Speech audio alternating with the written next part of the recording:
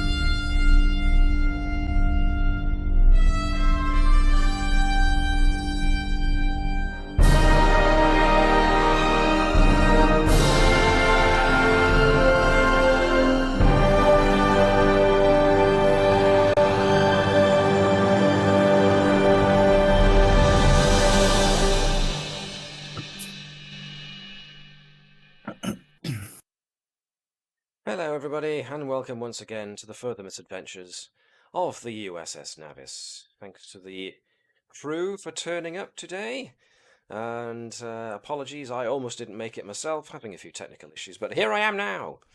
Woo! Okay then. Oh no, wait, that's the other one. Yay! Thank you, I think.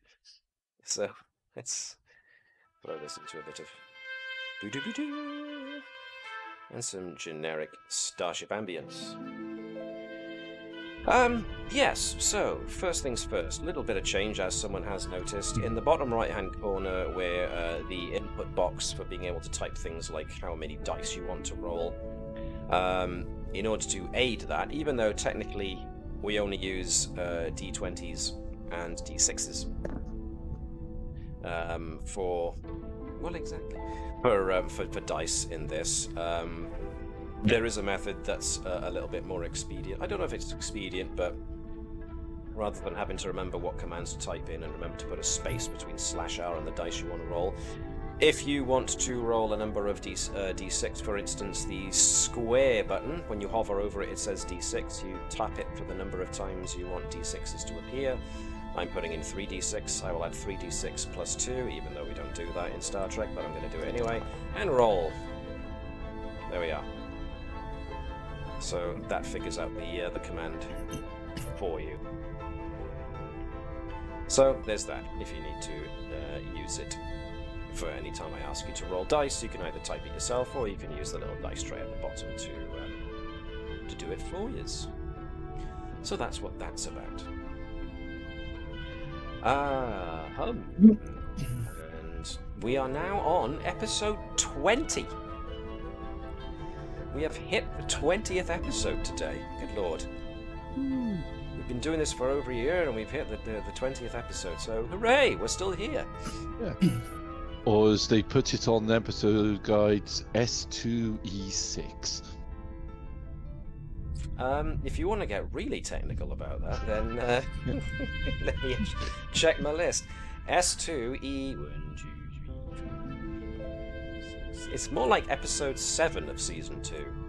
What with the impromptu episode of having to rescue your XO. Yeah, but that was more of a spin-off than an episode. Star Trek Navis, the Andrews Adventures in Other Dimensions. It was a filler episode because the writers couldn't think of anything to write. I'm not sure if I should feel called out there or not. To be honest, if this was something that he was written when he didn't know what to write, then we'd be going past warp 10 and turning into lizards. We've already had this conversation. We had it last week. Refreshing. Yeah. Yes, we never need to refresh it again. This is why you claim that you're not a Star Trek, that you don't watch Star Trek, right? No, I never said I don't watch Star Trek. I said I'm not as big up on the lore. I never said I didn't watch Star Trek. Okay, so is that your favourite episode then? Is that why you're kind of like referencing it again? No, because I know it makes everyone groan. Groan. So for those not up on the lore of Star Trek Navis, something Moss lectures, something Edward's been a changeling, something awful puns, something Claude. I believe that is the main lore, isn't it? Pretty much. Covers pretty much everything. You start it with Claude and end it with Claude. Again, I'm starting to feel a little called out here. That's I think okay. you forgot. All I'm doing is quoting most of our many, the main of our many in jokes. I hope so. I think you forgot the Nova. No. That's not a joke. That's a recurring plot point. Again, called out. It's a key different. It's totally different. No, we can't call you out on Nova's actions. That's not down to you. That's down to Nova. No, that's down to Sean. Because Sean is a troll. So, well, that troll currently has body armor in the amount of medals that character's got, but there we go. Yeah, but that's only for physical trauma. Remember, actually, that's a good point. Go on, Just lock him in. Oh, sorry. I was going to say, remember, metal armor can only protect the body; it cannot protect the heart. That's why I've been locked in the holodeck with the Moss lectures on a 10-hour repeats for. No. She's in solitary. She enjoys the Moss lectures as well. And here's for new stuff about plants. She's there clapping. Anyway, letting myself get carried away with this little ramble. So before I get too further into this, one of y'all had a question about awards, Sean, which I will get to momentarily, and somebody else had a recommendation for a potential character trait, Alex. Well, I recommend an idea, but it depends if certain actions are going to be acted upon about placing Edwards in certain sections, or if it's still being held onto and left on the side. That is a good question. So, yeah, I'll come to that as well. So, first things first. An interesting point was raised about Klingon awards versus Federation awards, as we find in the rulebooks. The Klingon awards, as I stated, are actually few and far between, and a couple of them that aren't the really big ones, like the Dahar Master and I think it was Order of the Batleth. I might be wrong with the last one, but either way, the really big Klingon prestige awards don't really have an equivalent. Sean, however, did some digging on the interwebs and found somebody who'd made a list of the various awards and compared them side by side, and did make mention when talking about the Dahar Master was that the original poster had put something along the lines of it starts off with the Star Cross, then the Great Cross, then the Grand Cross, if you can level it up. But sadly, as interesting an idea as that sounds, the original poster of that specific forum thread didn't elaborate on what the differences could have been between the regular Star Cross, the Great Cross, and the Grand Cross, because the Order of the Dahar Master, the benefits are pretty much the same as the Star Cross, which a number of you have got, which it basically just doubles your focus range. And quite frankly, the Federation Starcross award is a lot easier to get than the Dahar Master one, so what that says about the Dahar Master, I don't know, but there you go. Clawt awards, well, I couldn't give a Clawt award to anybody but Clawt now, could I? Like he says, there's not enough acclaim in the galaxy for meatbag like this lot to earn them. Yeah. The Clawt award for Clawt goes to... Oh, Clawt. Now, so basically, Sean, you've hit upon an interesting idea, and so has this original poster, but I'm not sure how I'd make it work. Because at the moment, the Starcross on its own is actually pretty hefty, doubling your focus range. What the next grade up would be, I don't know. That's a bit of a tough one to imagine, so... Nobody else on the internet seems to have any idea either, so it'll be one maybe to think of at a later date. But for the moment, the fact that you've got 3 Starcrosses, or more... and they're popular in the group. Well, quite. So, you know, you are all Dahar Masters in your own ways. So, yeah, I looked into it, couldn't find any definite rules behind it, so I'm not sure what to do about it, other than carry on with what you've been doing with the Starcrosses, I suppose. Alrighty. But, yeah. Second question was the trait thing with Edwards. What was your idea? Based off the crash course in engineering, I was going to say Navis engineering familiarity in case he gets having to be called in to help again. And you're willing to spend a claim on that? Yes, but I don't really have any other ideas for it, so That's cool. might as well stack up on certain things that could be useful. Navis engine familiarity. So, obviously, that has the benefit of being very specific to the Navis, so it won't serve you in any other circumstance other than the Navis. So, that's interesting. I like that. That does play into the next point, which was Edwards' place in the command structure now. Now, technically, we've been playing it since the beginning, more or less, of Season 2, that Edwards, having been a cadet without going through Starfleet Academy, is now going through cadet training in that he's being passed around the various departments. But I'm not sure there's many departments left that he hasn't done. Helm and Ops, I think, are the only ones that count that are left. And I think no, he's been on Ops with He's been on Clawt. Ops, right? Oh no, Clawt's tactical, isn't he? Clawt's tactical. Ops is... He did well, ops. well, in No, I fact, have done actually Ops then. Yeah, he has done ops. Wow, Nova's in the brig at the moment, so you know. So, yeah, it's either going to be that, or we can finally settle on whether or not Edwards thinks going into operations is a good idea, or if he still wants to keep jumping around. I mean, it. Well, technically, he still needs to do command as well. Yes. However, very few people who go into operations do go into command, so that kind of weighs up both there a little bit. It's one of those of, as a cadet, he should experience it. Yes, and part of the responsibilities of command level crew are to try and prepare, you know, your lower level crew members for the inevitable day when they will increase in rank and responsibility. So I'm willing to go either way. Ultimately, Edwards is Alex's character, so a certain amount of the decision making can land there. If you don't mind?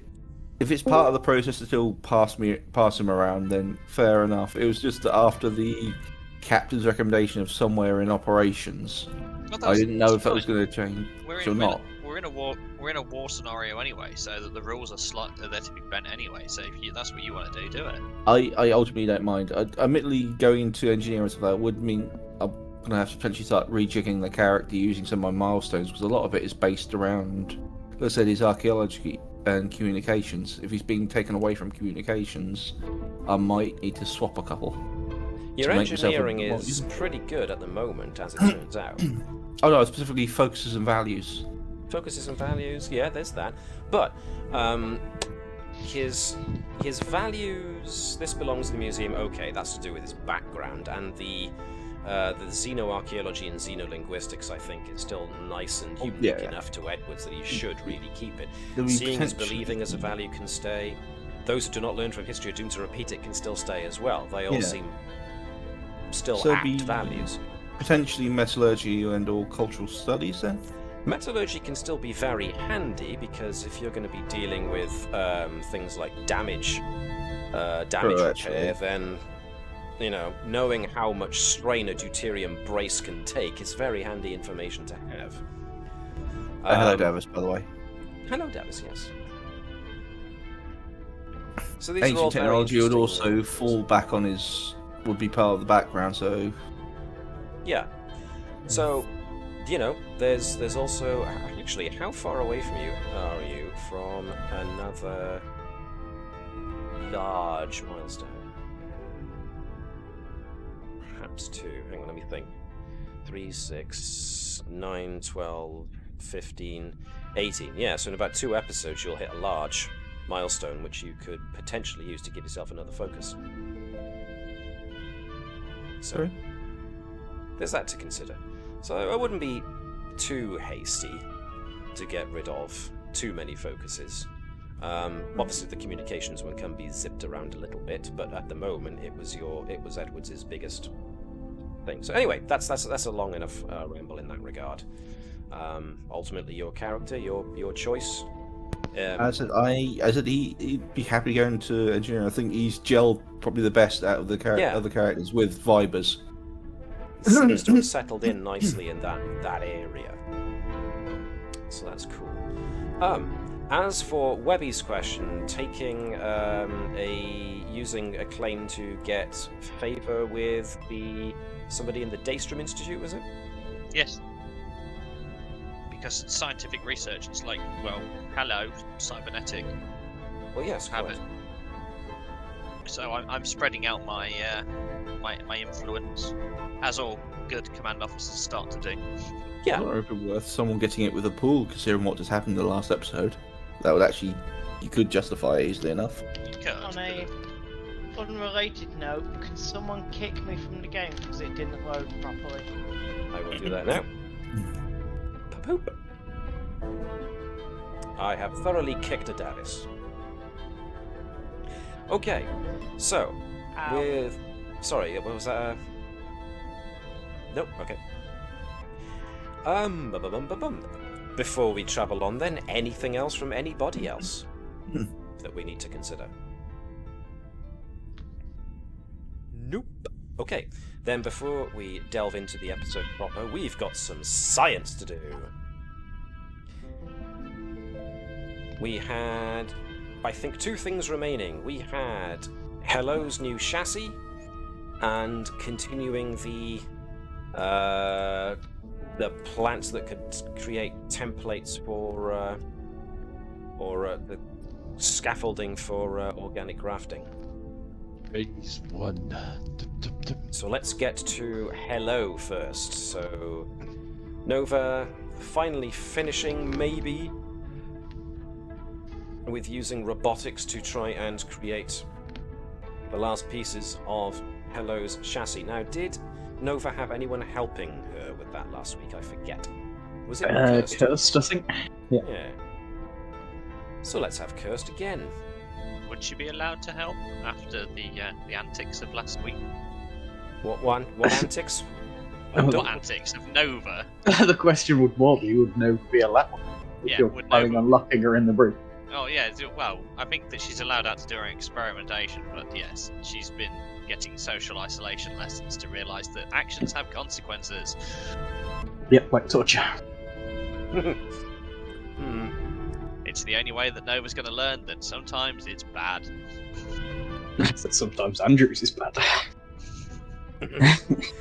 Well, authority figures and all that. Yep. So, if Nova is being allowed out for scientific experimentation, it does appear to be the Federation's mandate after all, then Nova can probably lead with, what was it before? Daring and engineering? She's no longer using daring because I'm trying to be precise. Okay, then, so control and engineering this time. Nice. Yes. Cursed, let me think. Jan, do you fancy rolling for Cursed, please? Sure. And she can use either control... Yeah, if they're building the last bits, then control and engineering. She's got electrical engineering as a focus, so you can use that. 1 dice, since she's going to be the one assisting. Testing a theory. You... when you attempt a task using engineering, you may roll an additional d20. And you did succeed at the last time you did this, so yeah, that's fine with me. 1 success already. Everything else is... Blimey. Everything else is gravy. With a click and a whir, the power on the anti-gravity impeller activates. The little arms, each containing the various different interface ports, start moving of their own accord, and the little lights come on the display. Hey, Matt, you know I've just spent my claim on making friends with the Data Institute. Can I send them a robot? A recently made robot. Seeing as it's not made by your character, I'm afraid I'm gonna go with a hefty dose of not right now. What I am gonna do, however, is... Unit H31L0 is now ready to perform actions. To assist. Thank you, Unit Nova. Thank you, Unit Cursed. Most welcome. Now back in the box. Enjoy your freedom. It's weird hearing Sean so clear. I want to keep turning him down so I had him turned up for so long. I think it's great. I'm not saying it's not great, it's just that I've got to get used to it now. Just wait till it rains and it decides that the rain is more clear than my voice again, because that would be great. Could you kick me again, because it's still not... You're not in. You're not even in. It's not even showing you in the list, I'm sorry. Oh, fun. You're not the only one having problems tonight, so you're not alone. So far, so good. According to the drop-down for select user, I'm already in. Refresh. You're going to have to wait a little bit then. Just keep watching the drop-down select until it clears. It should eventually come back. It takes a couple of moments to realise that you're not actually logged in anymore. But anyways, that's one science project done. Now let's get to Dr. Bertram. Now, you had a pair of assistants assisting you. Fiesel and Eric. It was Eric and Fiesel. Let's bring him out. Hey, John. So, let's have, this time, let's have Alex, and since Davis is having problems... Oh, we've got a John. We've got a John! Hello! Excellent. Crew are all here. Nice. You're not quite logged in yet, so Webby, if you can be Fiesel and Alex can be Jenny Eric. They are going to be assisting Dr. Bertram with his experiment. Jenny using insight and medicine, or reason and medicine is probably better. Yeah. Fiesel using reason and science of biology and genetics. That goes all right with me, since Fiesel is in physical sciences. And of course, Bertram doing his thing. It hovered on the 5 for ages then, and then rolled at the very last second. Okay. I'm gonna use a point of determination to invoke Researchers Foundation. So far, the assistants aren't doing much to contribute to the whole thing. They're just staring on in amazement. For instance, 5 successes. Wow, Doc, you're so smart. The secret is to go to the incubator for the moss and turn it to the on position. Sorry, I suddenly may have invoked some memories from an old IT job I had. I may have. That was actually quite demeaning what I said there about the 2 ladies who are actually scientists themselves. So I'm going to apologise for that. The 2 highly trained I have now lost most of my Starfleet officers. So yes, in this There's going to be a strike on YouTube now for sexism. Well, quite. I deserve it. Showing my age, but there's still no excuse. The ensigns, of course, both being capable scientists of their own, are here to learn as much as they are to try and contribute. In that regards, they contributed as much as they're not exactly limited, but their lack of experience in this regard. And, quite frankly, this is a whole new avenue of medical science here, so interesting. Right, still looking promising, you think?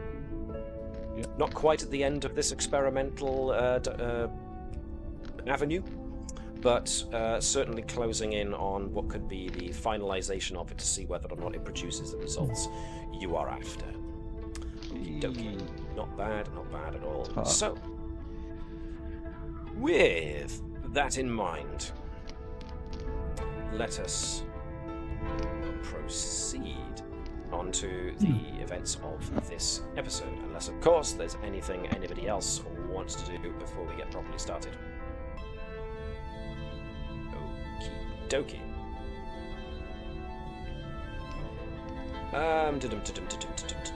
So today's episode is, like I said at the beginning, episode 20. This episode is called War-Torn. So we begin our episode with a shot of Captain Ducasse out of her uniform and in her civilian bedwear. In her quarters, she's reading a pad and yawns before putting the pad down and moving towards her bed. She pulls up the covers and settles down, smacking the pillow a few times before she turns out the bedside light. And just as she does, she gets an alert. Ensign Keshen to the captain.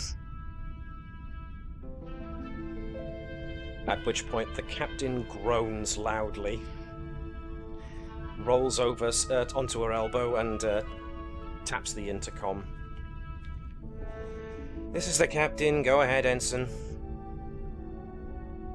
Sorry to disturb you, Captain, but we're receiving a transmission from, it looks like the Klystron system? It looks like a Starfleet signature convoy.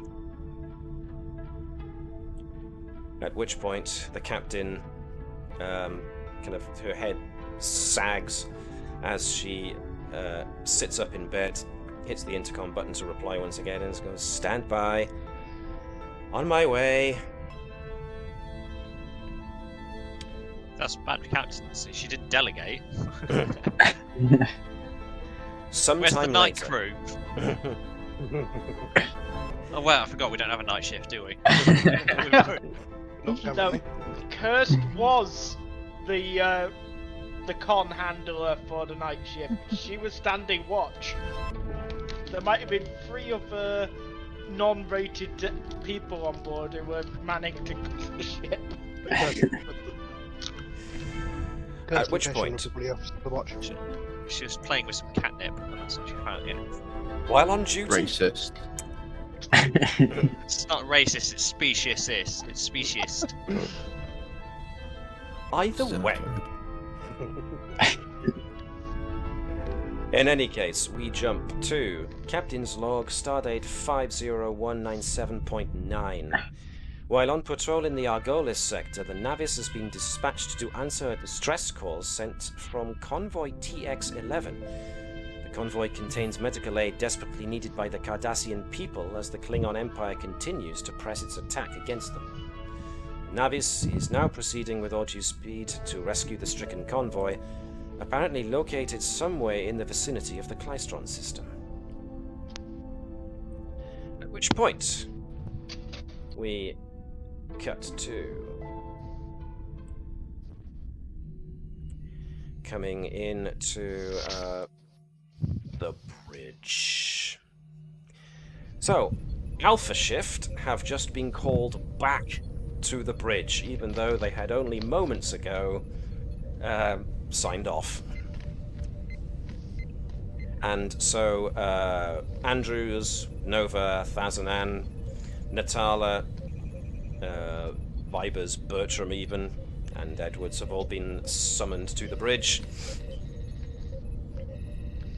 as a result of whatever. And are all coming in by the various turbo lifts in order to take their stations on the bridge. Thank you for joining us, everybody. I wouldn't have woken you unless the situation was necessary. What do you have for us, Captain? We have the convoy of convoy TX-11. The convoy itself, we are currently getting no communications from, but it seems that an automated comm beacon was dispatched, or was intercepted, I should say. That's Matt being a dozy idiot. The comm signal from the buoy was intercepted. We appear, according to Fleet Ops, to be the nearest ship, therefore we are obligated to respond. Apparently the convoy was on its way to Cardassia. Ensign Keshen. Sorry, was someone going to say something? Bertram said, are we providing medical assistance to Cardassia?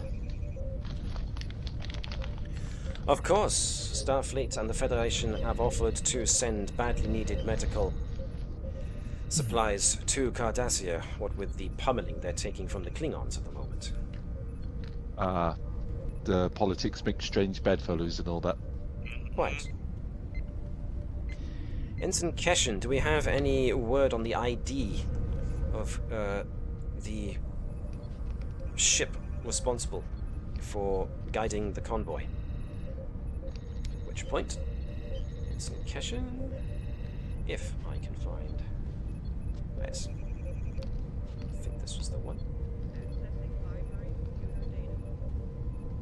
Yes, Captain. I have managed to identify the ship as NCC 1867. The USS Cromwell, Captain. Cromwell? That's a bit of an old ship. Miranda class, if I recall, says the captain. Well, I just got a nostalgia hit, Captain. Oh? Yeah, about a little over 15 years ago, I used to serve on that ship. Not the Chief Medical Officer, that was before I achieved that rank. Chief Medical Officer at the time was Stoyer. Captain Stoyer? Why are we still using Miranda classes, especially on the front lines? Yeah. Better than They what don't the break. They do, but they're so under-armoured. But It's a they just keep running for decades. It'd be used as a medical escort, Commander. It wouldn't really be have things like the most up-to-date armaments, etc. as a priority. frankly, Commander, they have similar levels of armor, not much less than what some of the Cardassian ships can field. All in all, it seems that they might have run into trouble, otherwise they wouldn't have dispatched a convoy rather than sent an actual signal. We're not far out from the Klystron system, so everybody ready themselves. Dr. Bertram, your predecessor. Anything you can tell us about him? Us? Well, this is entirely up to Gareth now to elaborate or not elaborate as much as he wants to. Well, he was, as I said, he was the chief medical officer. That was over a decade and a half ago, when I was right at the beginning of my Starfleet career. He was one of the people I held responsible, taking the theoretical and sciences and theoretical knowledge I'd gained on the colony where I grew up, and actually showed me how to apply it to Starfleet framework. He's thought of as a little eccentric. Probably the best demonstration on that is he's one of, well, the only one I personally know, and one of only a very few Starfleet medical officers who ended up going down the command route. I believe he's now the rank of captain, as you said. As I said, regarded a little bit of an eccentric. I never really saw that, but he kind of reinforced quite a lot of so what I'm looking for, lessons I'd learned, and showed me how to adapt them to the real galaxy, as it were. Always willing to listen to, my older and rather slightly less mature theories about biotechnology back in the day. He was less of a plant person I was. He led more into standard and more consistent Starfleet style electronic technology. Interesting. Traditionalist. Whilst also not being a traditionalist. Interesting. I've learned quite a bit from him. To answer Vibers' query about the specs for the USS Cromwell, pretty much what you expect out of a Miranda class. She's been refit a number of times. In fact, if I can find it... The Cromwell, yes. Designation NCC 1867, Miranda class. Tends to get fit as a emergency response vessel. Has undergone 9 refits in her time. Yeah, unusually for a Miranda class, has got a pretty advanced sick bay and extensive shuttle bays. So definitely one that's been refit for medical emergencies and such. High-powered tractor beam and what you expect out of a Miranda class, a pretty rugged design all in all. Okay. So yes, the Miranda class, the old dependables. I said they just don't break. Which point, which I say a lot of, I do acknowledge, but Natala on the sensors station gets wind that starting to come into the Klystron system, and you're detecting evidence of tachyons, a great amount of tachyon energy in the area.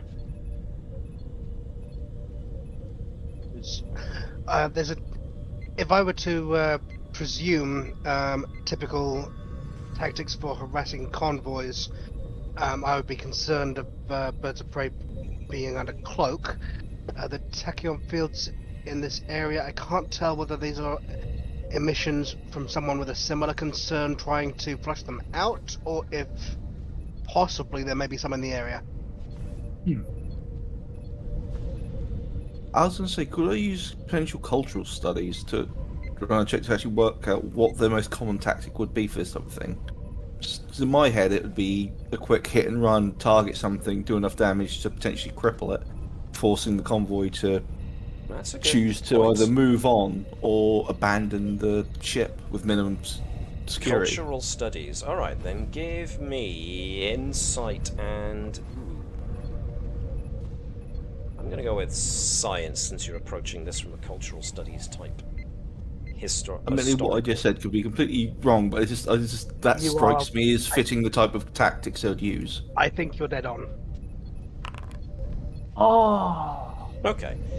Damn. Okay. So, I mean, obviously.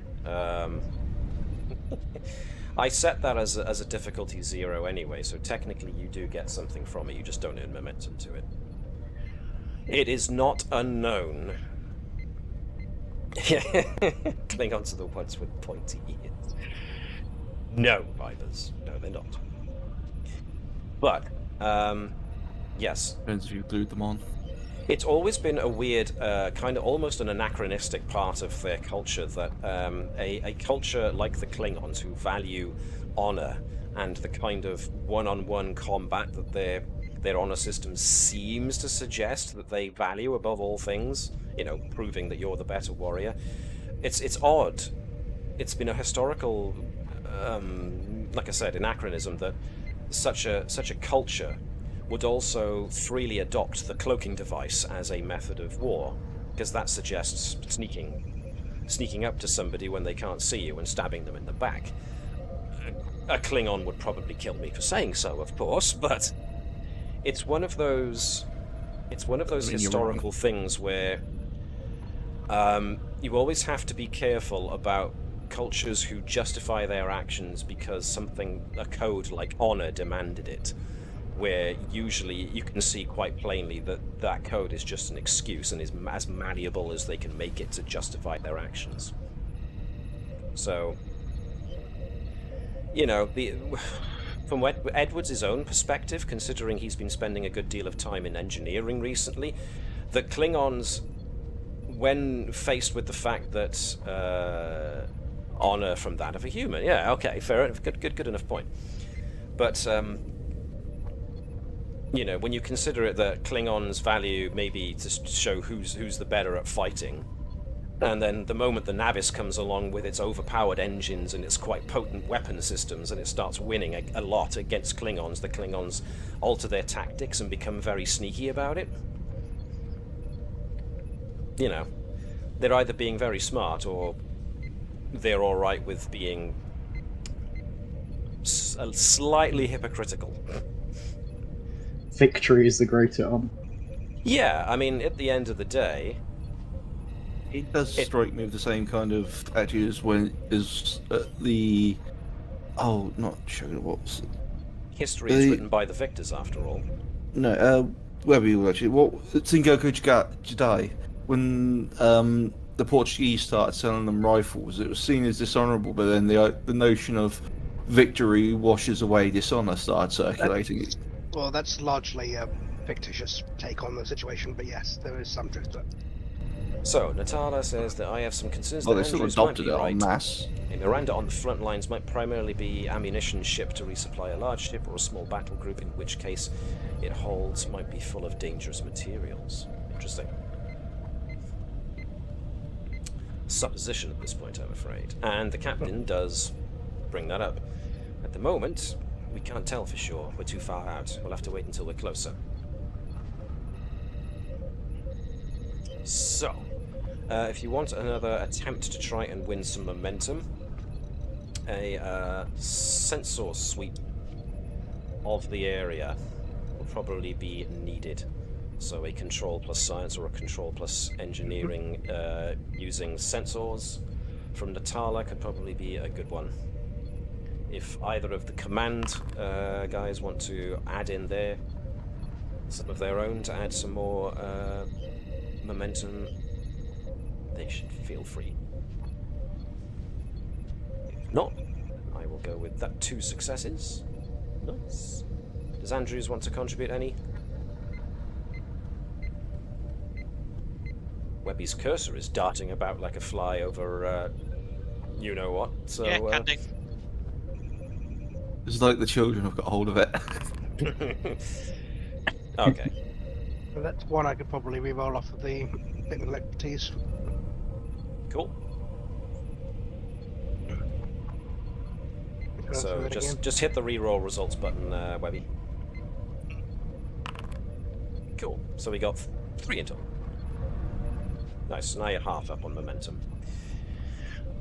There's a lot of interference thanks to the tachyons, but what can be made out is the following. got the Klystron system. And sensors report 5 vessels. 4 smaller than the furthest one.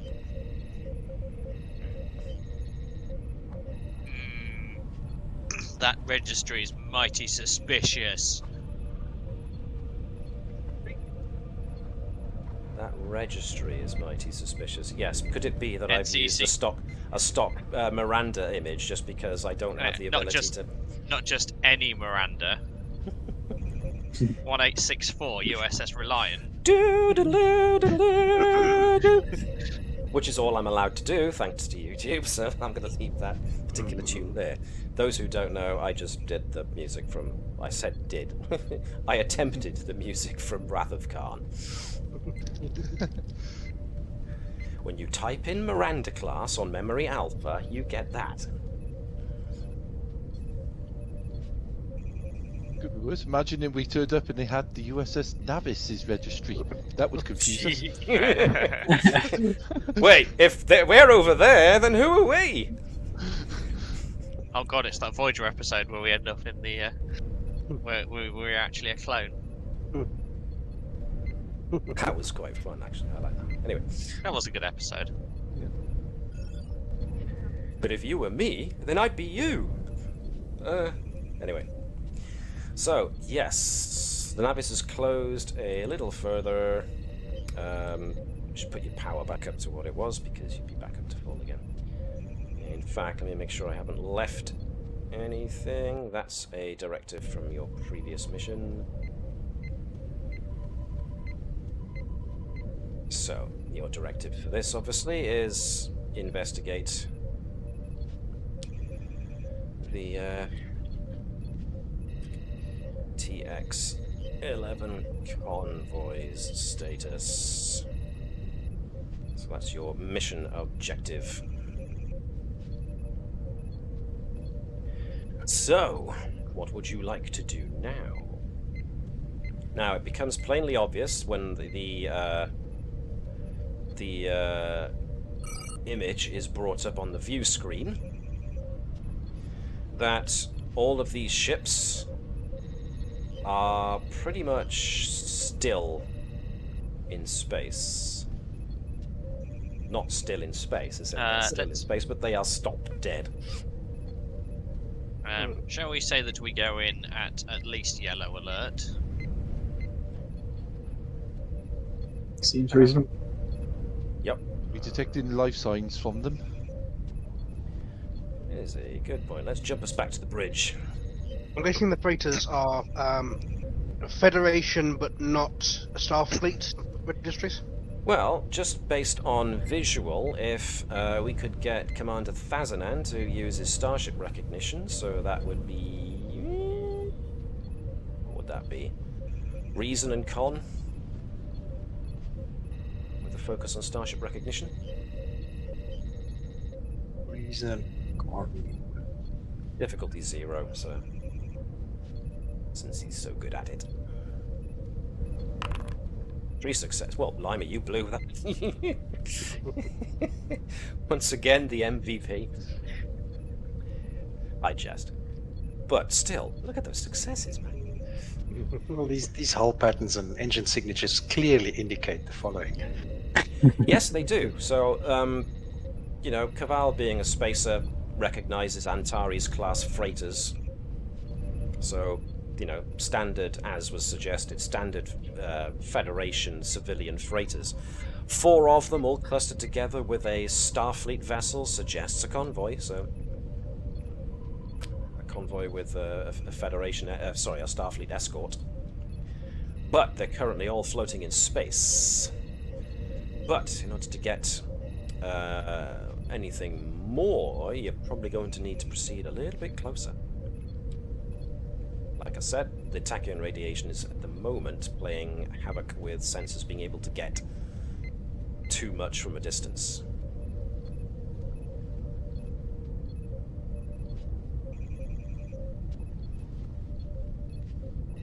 So I think it is worth trying to find if there is an obvious source for the radiation.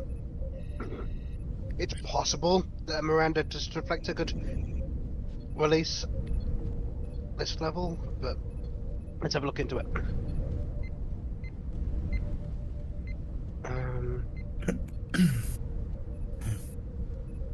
Excuse me a second, I'm just trying.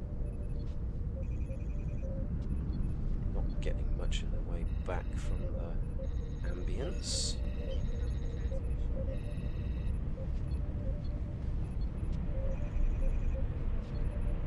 Okay.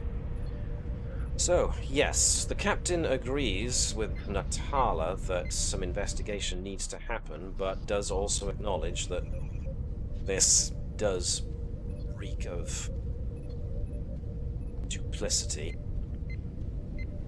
So asks for Helm to take us in slowly. Captain, permission to try the prefix code on the Cromwell. To what end?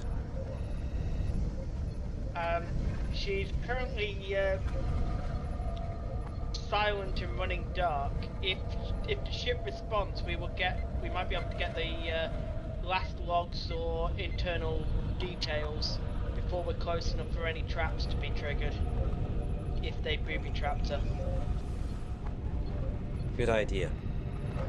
Comms.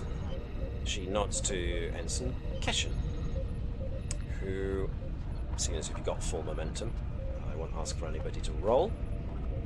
Keshen inputs a few commands. I mean, if you really want the risk of a complication, or you want somebody to roll Keshen's comms?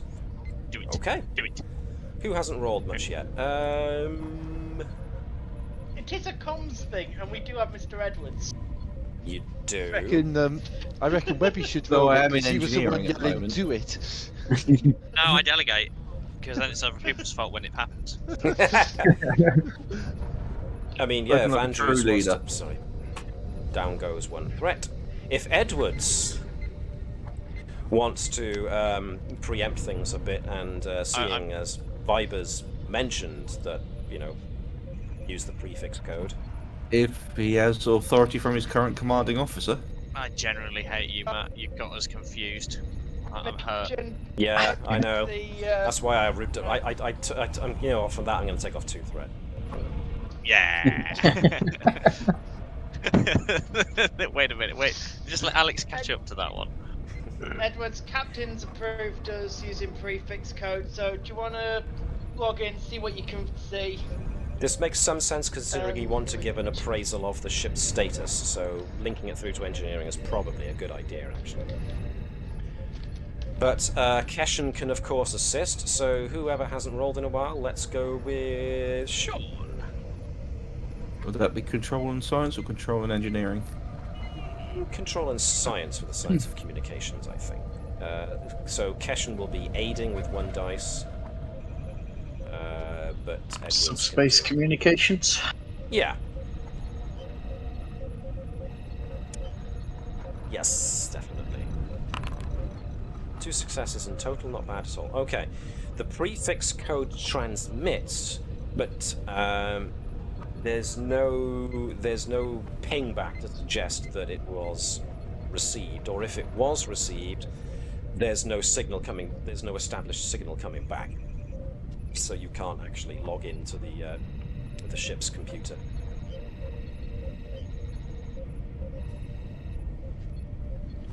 Reporting that, whether or not, I imagine you report that back, as you know, people who are on the bridge can actually monitor what you're doing anyway. Yeah. So Straight to commanding officer for him to send to the bridge. So Captain Ducasse kind of leans over at Andrews and just says, "Well, what do you think?" I mean, we don't have much choice, but... Can you scan for life signs from that far? Not with the rate, not with the level of interference.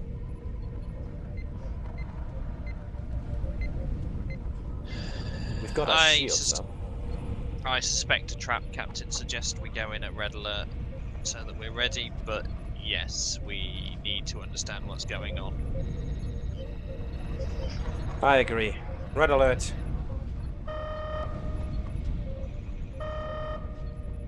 And the lights change, of course. Everyone goes on full readiness.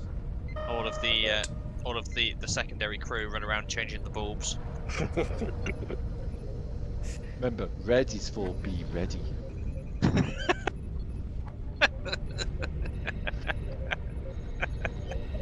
Oh, that's atrociously bad. Oh. It broke up for me. I didn't hear all of it. And now you'll never know. The ship has gone on to red alert as per the recommendation of the XO. The captain. I don't know. I caught that. It was the joke. But it... Just don't say anything. Ready. No. Blah blah blah blah blah blah blah blah blah blah blah blah blah blah blah blah blah. My connection literally broke up. Blah blah blah blah blah blah blah blah blah. Sucks No, to be you. the joke in inverted commas was that bad. It's you don't need to know. Ignorance is bliss, as they say. Watch it back on the rerun. Yeah, you'll have to just watch it. Yeah, you know what you need to do? Subscribe to Matt on YouTube. Exactly what he said. I already do watch it on YouTube, so I might as well get it up now. Aha! Difficult because he's not loaded this one onto YouTube yet because he's running live. Yes, I have him live from Twitch. Dun dun dun. He's stream sniping. Yeah. I used to watch before I started playing. Well then. Yes. Everybody on high alert now as the ship goes in with full red alert status.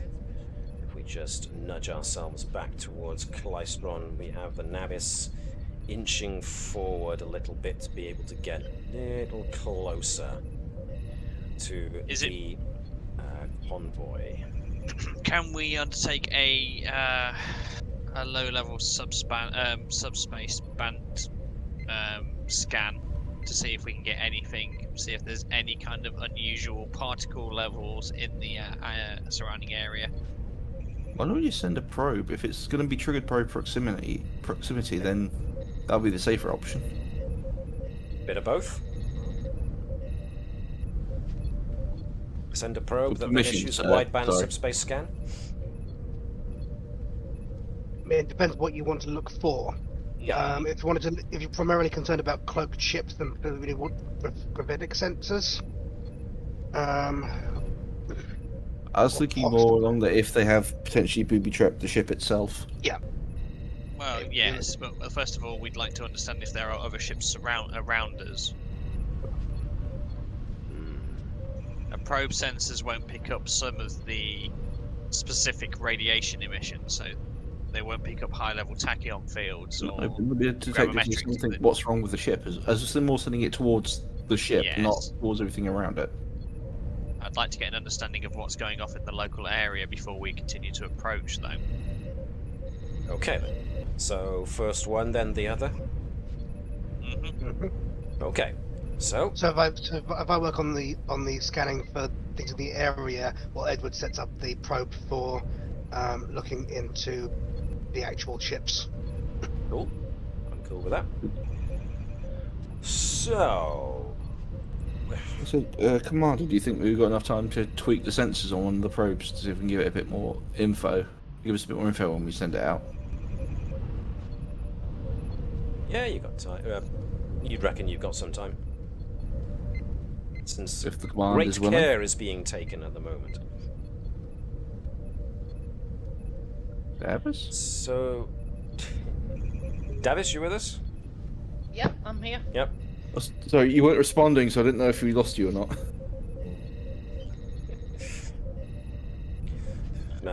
Vibers is just there staring at his screen. Trying to double check where things are up to, and he's still got PTSD from the last outing. Just stares longingly at the computer screen, going, "You weren't there, man. You weren't there." It's just looking at the temperature screen and reveling at the fact that it's not in the horrible red and the console's starting to melt. Oh wait. Someone hasn't changed the bulbs round again. That change link shouldn't have been taken into engineering. Yeah. Also, if we're all going to work on different tasks in this short build-up to entering, if I could recommend that maybe Lieutenant Nova be looking into alternate methods of dealing with problems in this sort of tachyon field, whether it would be... Basically, I'm concerned that this sort of radiation might interfere with our normal methods, such as normal as they are, of dealing with cloaked ships, detecting them, revealing them. The classics of managing to get photon torpedoes to lock on in spite of various issues when dealing with cloaking and decloaking ships. Yes. And Nova's probably one of the better ones to be working on adapting to the problems. Okie dokie.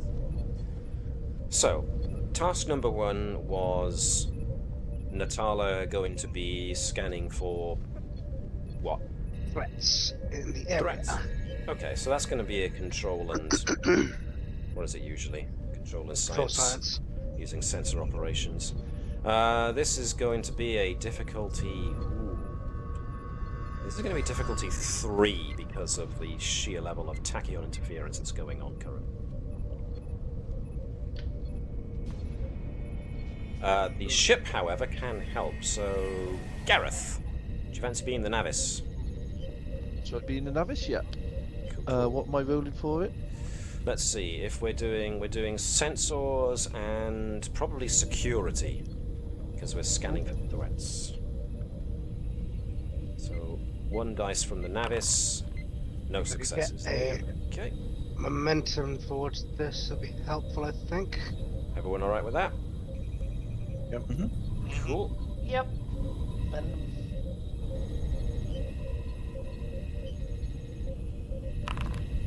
Two successes. We could throw one reroll at it for technical expertise, which would probably be better for me. Okie dokie, so we roll the 17. Or 13 from the Navis. There we go, 3 on the beam. Technical expertise wins again. Alright.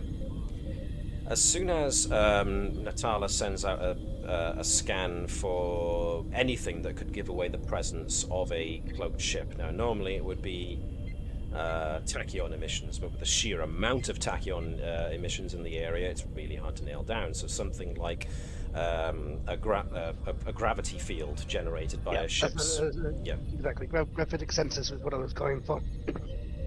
And that's when Natala gets a ping on the sensors, then another ping, then several pings, then a whole cluster of pings all over the place, specifically surrounding the area in like a big bubble. There's dots upon dots upon dots of returns. Now, none of these are large enough to suggest... I say none of them. Commander, I think we're in a minefield. Yep, there you go, you got it. I didn't need to say a thing. Okay. Oh, stop. Oh, stop. Yeah. Reducing power to minimum. Okay, reducing power profile. Interesting. We're in a minefield. Hey, best I've got to do about it's going completely dark. Which we might have to do. So, you are close enough for... Actually, no, we're going to do Edwards' probe next, weren't we? Yeah, as soon as we get informed that we're in a minefield... Yeah, that's been scrapped. Yeah. Yeah, I was going to say, that's going to supersede that. Okay. You also... Actually, I'll give you this one as well. Natala's sensors read out, even though you were scanning primarily for anything to give away the presence of a ship, like a gravity field, but then you've got lots of little gravity field blips. There are a couple of larger blips, one of which being the dead Miranda class, or not the dead Miranda class, the one that's drifting. So it seems there's still power enough to create a gravity field on the Miranda.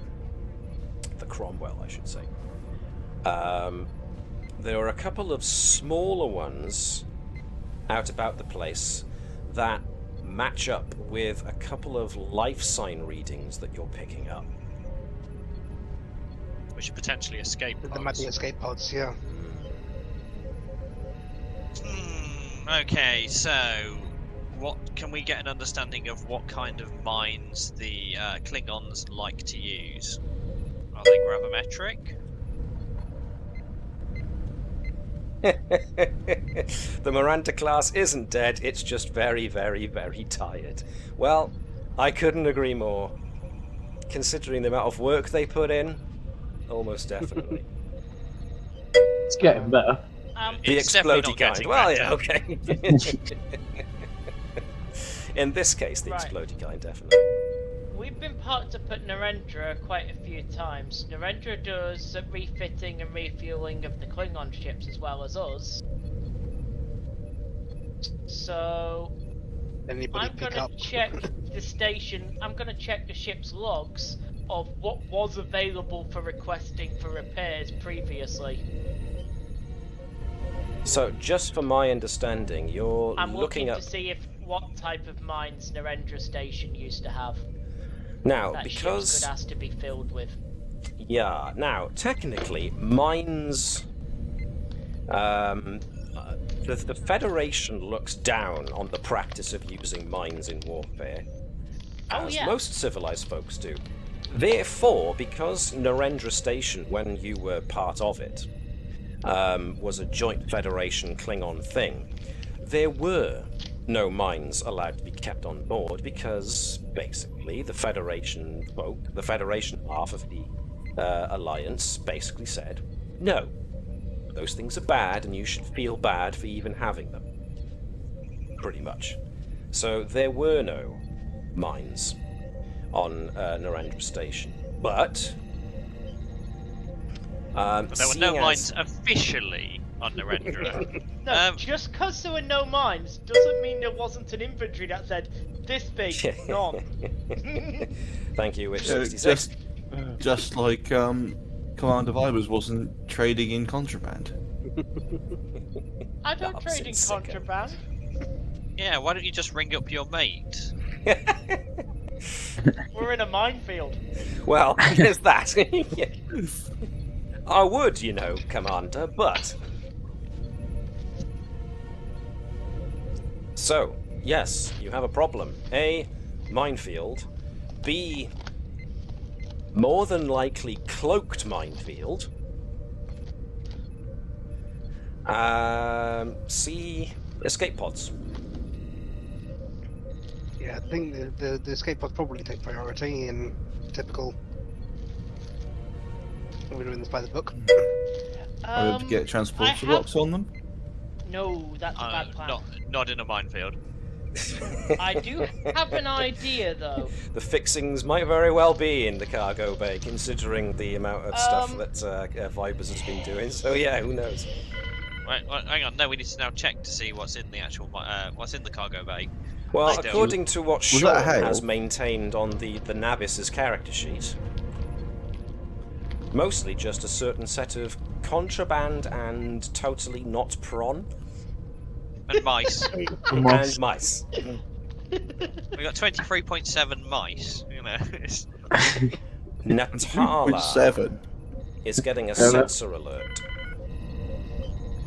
There is increased warp instability from the Cromwell. There are life signs aboard the Cromwell, but it seems that their Their engine core is might be showing failing. signs of instability. Right. Oh. Okay. So, if these are gravimetric mines, we can tow some of them away. Or distract To them. allow, to allow a smaller vessel to gain access. A mouse with I have- bio implants. On the Thank you, Dr. topic Twitch. of a mouse and a small craft, I have an idea. Oh dear. I need a pilot, a spacesuit, and a couple of small boxes of emergency parts. Go on, Vibers, what's your Um, plan? says the captain. I'd like someone to get me close enough on the right momentum to land on the hull of the Cromwell. And the work bee is probably going to be the best shot we've got for getting close to any of those escape pods without triggering anything. It's unarmed, there's no weapons. The engines, we can do a bit of work to try and stealth them so they've got a bit less of a signature. The only problem with the smallest flyable thing we have. But they're unarmoured. The armor's gonna do feck all good, but if you hit with a Starship grade mine. If we did that at the same time as trying to provide some kind of distraction to draw the mines in a small area away. No. We have a robot. We don't want to do anything. It's a mine system. The moment you try and activate one bit, the whole system's gonna light up. Yeah. Well, it depends. I mean, mine systems are sometimes designed to not catch the first strip in a wave, but the biggest strip in the wave. And some of them act fully independently, with every mine having its own system, and others are worked as a network. So we can't make any assumptions either way. I think if we're going to send a craft, maybe we should send a fighter.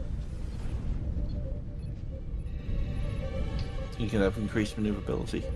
The captain kind of breathes in at that and goes, Miles 2, its ability it has only got enough room for 2 people. The pilot and the co-pilot. You wouldn't be able to send a full engineering team. You wouldn't be able to Is the priority right now to get someone to the Miranda to bring their engine back before they lose it and possibly lose stability? We need to stop their containment from dropping. And then after that, next priority after that is to recover those who are already floating in space.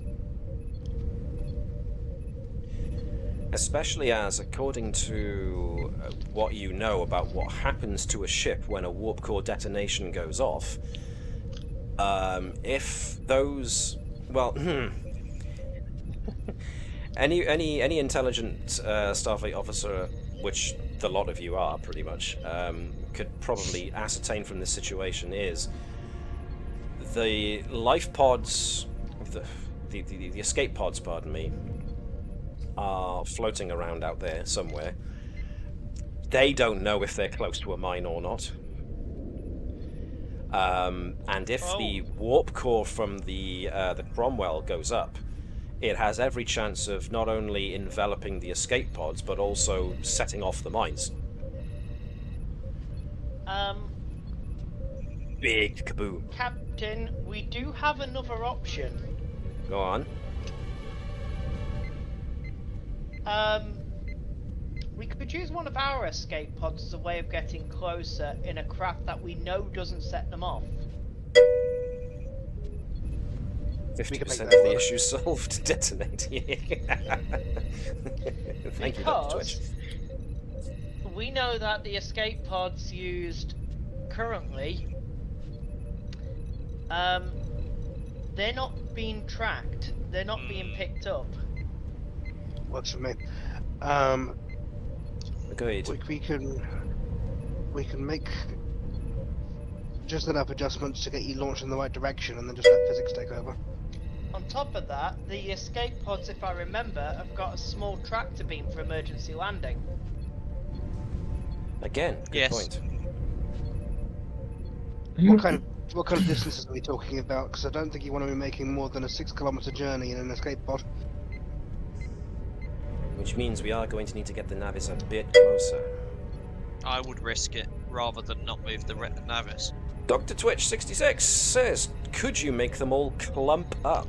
Now, are we referring to the mines or the escape pods there, Dr. Twitch? This is going back to my original idea of if it's a gravimetric mine, is that you can attract them by a larger object. Yeah, even a modified photon torpedo could do that if that were the case, but we don't know what kind of mine they are. Right. One of the things I read in a manual. Well, quite. Yeah, so could you get the escape pods to cluster? Interesting thought. If we could establish communications, but again, we don't know if that's something that would set the mines off. Alright then, so what do you want to do? Escape pod sounds like a really good idea. I like the sound of it. I'd be willing to send out a couple of escape pods. 2 escape pods. Okay. Well, a handful of escape pods so that it can Morse be... code with a laser pointer, says Dr. How Twitch much- 66 as far as communication goes. So yeah, not a I bad mean, idea. how much of an engineering team do you think you'd need for from Miranda virus? They're held together with duct tape and hope, so one. They're pretty sturdy ships. Right, 3 of us should be enough to work on the core, secondary containment, and possibly the backup power supplies at the same time. So, Vibers, Nova, Brilliant, Bravo. Mr. Edwards. yep, sounds like a plan. If possible, can I request that I be sent over there as well, as someone who has experience with their systems and some experience with power systems, as well as medical skills if they're needed? I'd rather not send 4 of our escapes. Well, we can. 4 people can squeeze into an escape pod, so I've got no issue with the 4 of those that we just said going across. So Vibers, Natala, Edwards, Bertram, because Bertram would be the perfect person to start assessing and getting people back up on the feet from the Miranda side if they are injured. Natala rather than Nova. It's possible. I mean, what would you, Natala or Nova? I would say Nova is a shields expert, and she has So you did proven. mean Nova. Just thinking, are Klingons insane enough to even leave a contingent just in case they thought someone would be able to get through and board? It's dishonourable to jump like that on a vessel that is destroyed. It's also the thing of life signs. without knowing for sure, we could ask that question about any plan we came up with. Also, it probably would negate the technical advantage of using a minefield like this to have to account for keeping your own vessels near it. Well, it might be the case. It's just I try to keep an open mind and expect almost anything. The way things have gone in since I joined this crew. No offense. Expect the unexpected. Oh, all offence taken, Mr. Changeling. Yep. Totally offended. Alright. So, this group... I'm going to pull you aside to just by there, just to remind me that you guys are going out. I'll leave Hello in charge of ops. He's Hello in charge of ops, right? Say yeah. Wow. Nova can pretend. Nova can say, "I'm leaving him in charge of ops," whether he remains in charge of ops. He has. This will be interesting to see if Hello obeys chain of command. Yeah. If he doesn't, then he's being airlocked. I was going to say, but if he's learned anything from Nova, then I imagine no. I'd recommend against airlocking Hello, might decide to get revenge by starting throwing mines at the Navis. Good point. I'll just chuck him into the reactor. Don't damage my reactor. You're not on board, so you can't stop me. You could send Hello to the Bravo. most dangerous place on the ship. The holodeck.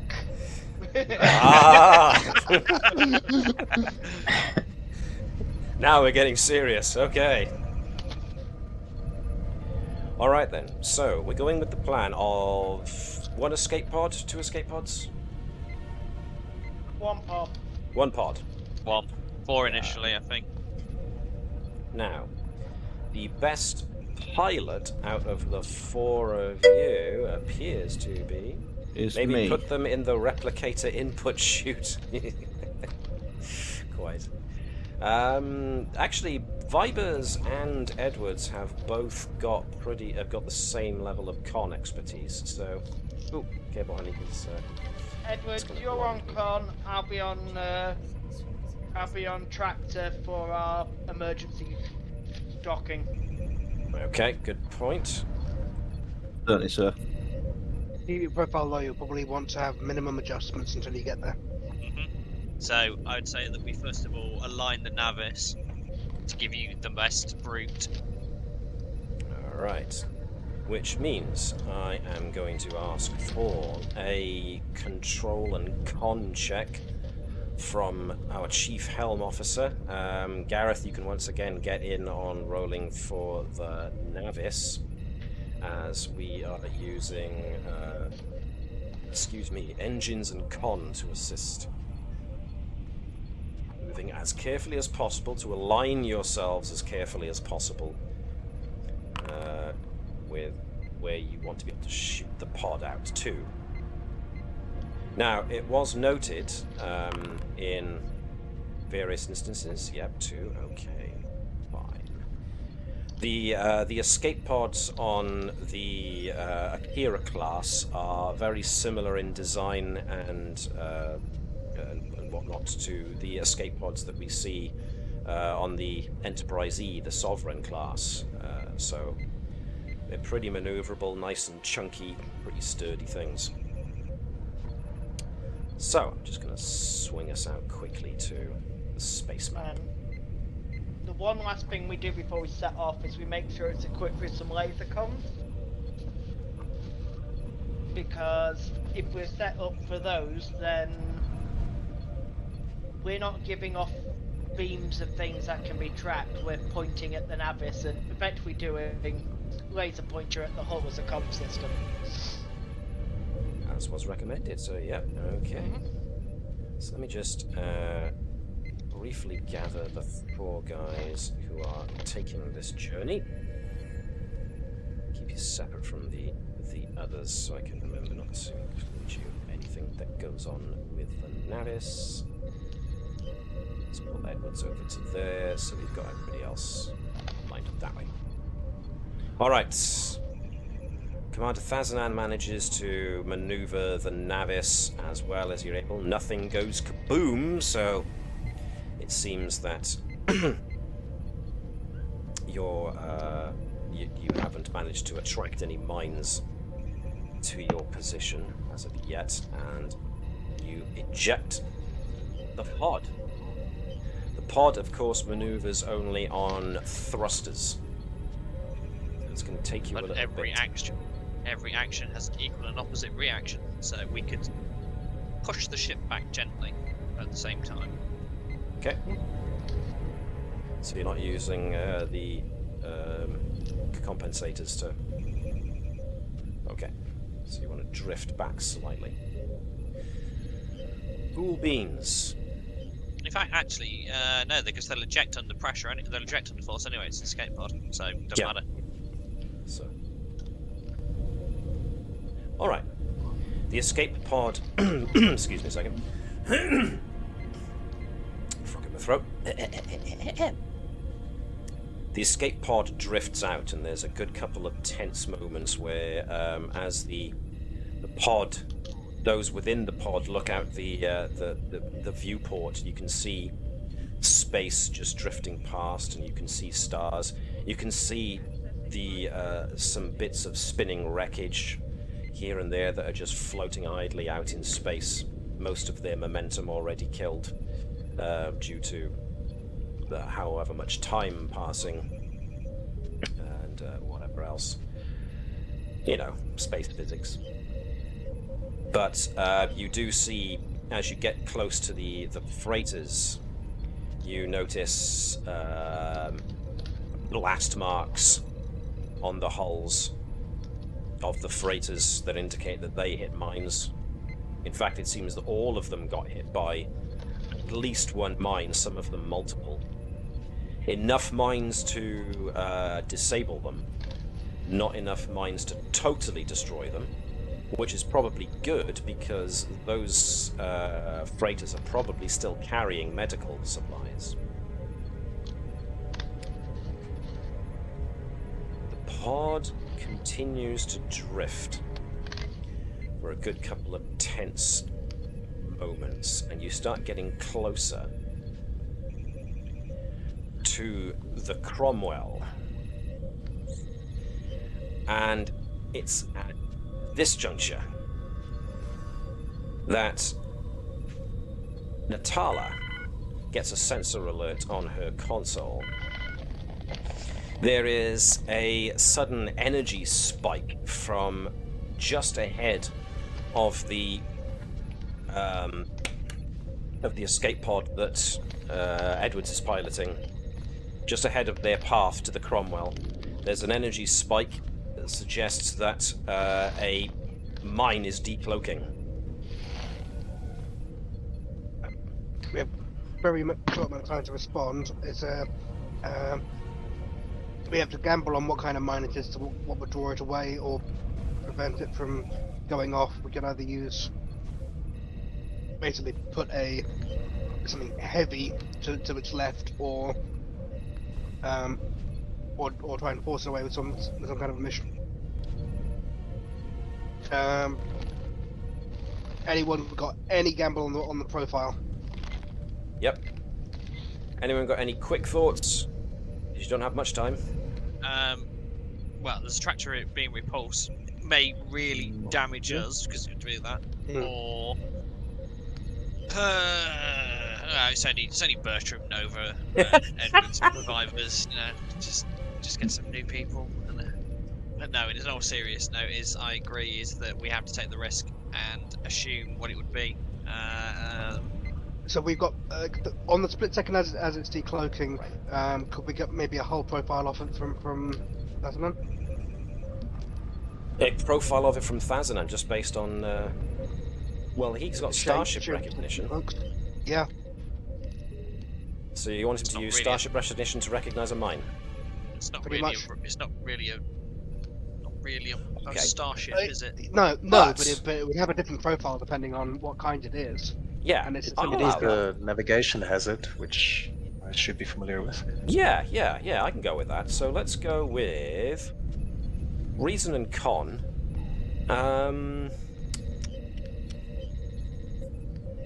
I'll allow you to use your astronavigation then, because you justified it quite nicely as navigational hazard.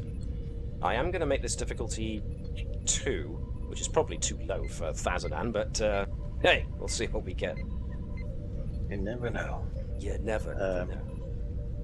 I'm not going to spend momentum unless people want me to. What you guys think? Do what you want. If you need it, take it. I'd spend it. We've got 5. Yeah. Suppose it's Thazanan, he'll get twice as much back. Spend 1 momentum. Actually, can I support on that because of Sure. being a weapons specialist? Sure. Okay.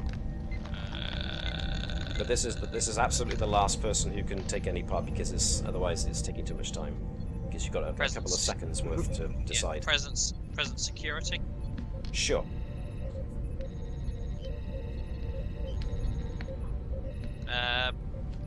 Battlefield tactics as a foci, or survival training as a foci to identify things? I'll allow you battlefield tactics. 1 success, which means you get more than what was needed, so there we are. Cool. Right, as you watch, 3 all of the successes. Get all I told you, Thazanan would get more momentum back than he spent. Andrew's help. Nice. Okay. All right then. What you notice when you look, because as soon as Natala yells out, mine decloaking, the captain orders, magnification, show us what we're looking at, and you get the image of one of these explosive devices. Have I showed you what a cloaked mine looks like before? I might have. Give me a second. Was it that one? Or was it... Give me just a sec. Oh, what one was it? I think it was World of the Bluers. Yes. Let me open this a sec to see if I can find it, because it was way back in episode 2 that we last saw anything of this ilk. Let's see if I can grab it.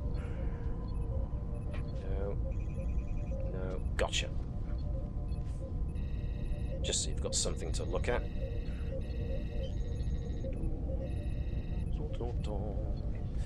Let me decloak it. Let me make it bigger so you can see the general layout. That's not how big the mine is, that's just what it looks like. It doesn't suddenly enlarge itself to be an earth-shattering kaboom. My god, they're not mines, they're the torture balls from Star Wars. I thought it was a Borg sphere. I thought it was a Toclophane. That's no moon. It's a I mine, thought it not was a in moon. my way. So I'm just going to shrink that back down again. I'm going to move it over here because it was kind of that direction. What you notice, especially Caval, who's, obviously got very fast reflexes and is an expert in all things Just all things. distant things. Yeah, well, I'm trying to think of a proper word for it. He's not Claude. It's no Claude, Don't get confused between Caval and Claude's Claude. prodigy. But stuff to do with navigational hazards and that sort of thing, noticing the way things move so that you can counteract them, that sort of thing. We've already established that Caval Fazanan is extraordinarily good at that kind of thing. So, yeah, Caval recognizes an unusual movement pattern in the mine. It's decloaked and fired its tiny thrusters in order to start closing distance with the escape pod, you think, but the way it goes about it, it doesn't appear to be using a homing mechanism. It's as if it's being guided. Can we attempt a narrow beam? Yeah, you've got time signal for jammer? one attempt to try and take this thing off of its current course. We've got basically narrow beam signal jam and just hope that will stop it in its tracks, or we can do narrow beam tractor repulsor to try and knock it off course beyond what it can. Bearing in mind how close you have to be for a That's tractor beam. Yeah. Also, you might knock it into something else. Yeah, I'd say we just try and just jam the communications on it. Okay. Alright, since your communication specialist is elsewhere, we're gonna have to go with... Well, it'd be something you'd be bouncing off the deflector. So, hi, Natala. Alright, alright. I'm good with that. Does it have to be narrow beam if we assume that all the mines are the same? It's targeting We don't this want to specific trick- one, then it's the narrow, We don't I want to suppose. trigger. Yeah, we don't want to trigger all the mines. Okay, I'm gonna give So we're Natala looking a... at the- Ooh, let's think. This is gonna be guesswork, so reason will come into it. You're gonna be rejigging the deflector?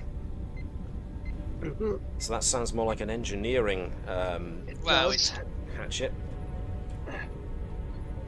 no, because it's just It's sending. not It's just sending a operation, but narrow it's- beam communication. It's just literally sending a narrow beam pulse. It's just fine detail work. Okay, no, it's fine. I'm always up to, as long as you justify it, and I believe the justification, I'm cool. Alright then. Humany hum hum. Ooh, I'm gonna keep Do we want- the actual difficulty number secret. Do we want Mr. Claude to assist as being the weapons specialist to target? You're gonna have to make a very fast decision if this is the case. Yeah, I think I'll take. Well, he assistance would from assist. Claude He on would this assist in pinpointing the location. one. Yeah, for basically finding where on the mine the communication relay would be on it.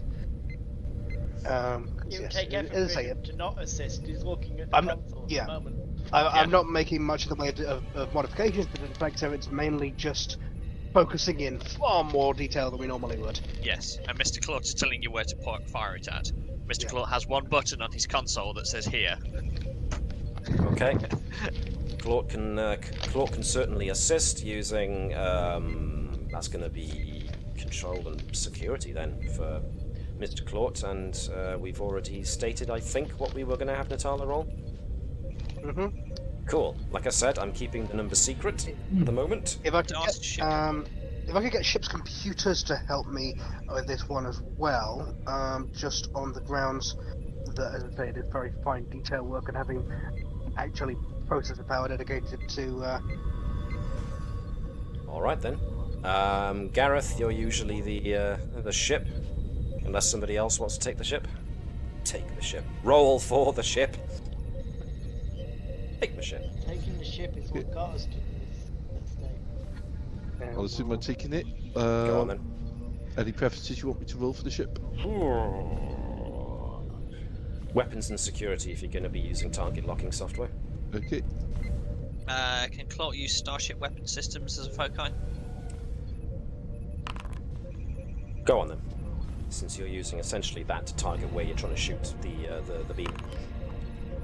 1, 2, 3. So far, so good. 4, 5. All right then. You manage to get the mine, and as soon as the narrow beam manages to strike the mine, it slows and comes to a stop. We've got a hold on it because as soon as we take this off of it, we don't And know then starts how to long it's gonna move lose. in a different direction.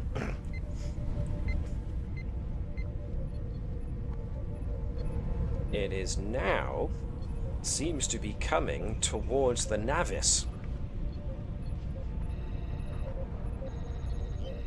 Meanwhile, the guys on the escape pod, well, It's a good job of wearing the brown trousers before today. Brown EVA suit. that was indeed a close thing. But you see the mine kind of veer off after the small sensors that the limited sensors that you've got on the escape pod report that, yes, ready contractor pulses for a quick, strong burst. Indeed, you do. The escape pod's got very minimal sensors, and therefore you only get a sensor alert that some kind of narrow band, some space beam happens to land somewhere nearby. Thankfully, the mine has drifted off, and you are resuming your course towards the Cromwell. So you will be able to activate your tracked beam to latch onto it and find yourselves an appropriate landing port. That won't really require a roll because you know, the tractor beam is just like a wide cone of a beam that just latches onto what you can with it, and it'll just snag onto it and draw you in. No problems there. Now we go back to the incoming mine. And it's drawing in, it's drawing in. And you said you wanted to try and, yeah, ready tractor beam to try and snag onto it. So this is going to be pretty much like a weapon attack. Yeah, we can basically just fling it straight out of the neighborhood would be ideal. Okie dokie.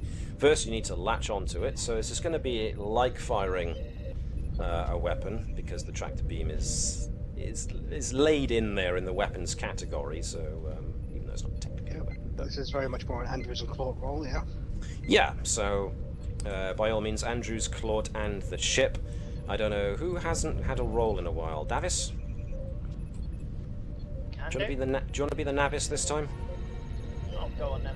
What we rolling? It's already got what you need. It's weapons and security. Andrews can assist, of course, and Claude can do the final shoot. Who hasn't been Claude? Who hasn't pulled? I'd like to actually override Claw on this. Okay. You're the XO. Oh, it's kind of like this is a thing that Andrews would. It's a good point for me to burn a determination to make sure we succeed. Yeah. Okay. So the XO actually gets up from her chair, runs around, and just says, "Excuse me, Mr. Claude." You can press the big red button, Mr. Claw. I'll do the targeting. So yeah, Davis can do the ship. Andrews is going to do the firing. So con plus security. 1 success for the Navis. This is going to be probably difficulty 3 because you're trying to latch onto a small target.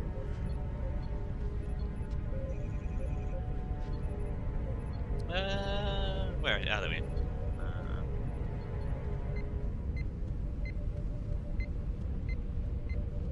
No, I won't do that one. Starfleet protocol or survival training, battlefield tactics?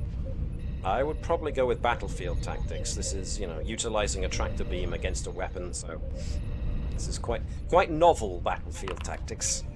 3 successes, so over and above what you needed. You managed to successfully latch on to the mine.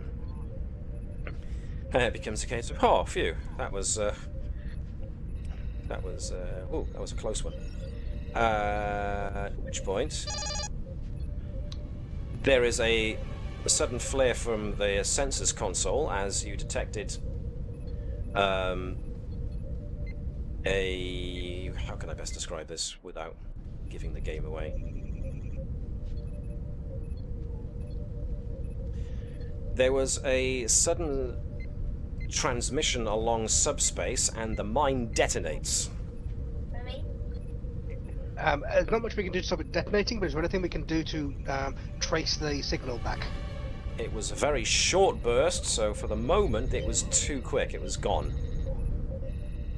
Just have to watch out for something similar again. But kaboom! The mine goes off. Luckily your shields are up, but nonetheless the mine detonates just outside the shields. I got 1, 2, 3, 4, 5, 6, 7, 8. There is a kaboom. And your shields do manage to absorb most of the, a good deal of the impact there. Wait a minute. Hang on, let me make sure that calculation was correct. I might be wrong there. 1, 2, 3, 4, 5, 6, 7, 8. Yes, I was right. Okay. So there wasn't much of a rocking of the ship, but the shields bore the brunt of that. The shields are down a bit, but not much. And it's at this juncture that another sensor alert goes off as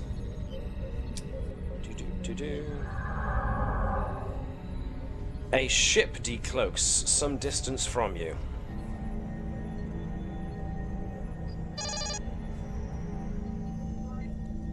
Klingons off the starboard bow. Indeed. Or the port bow in this case, I'm afraid. So, I was about to say, I was just like... Yeah, but the problem is seeing the port bow isn't as funny. Well, it's the starboard side of the Cromwell.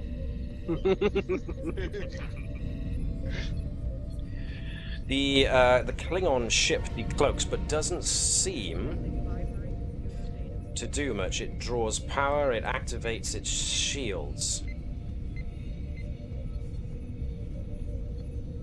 It doesn't seem likely that the transmissions were coming from them. Then there's another alert, and all of a sudden you get 3 mines that decloak near the Navis and start heading straight towards it.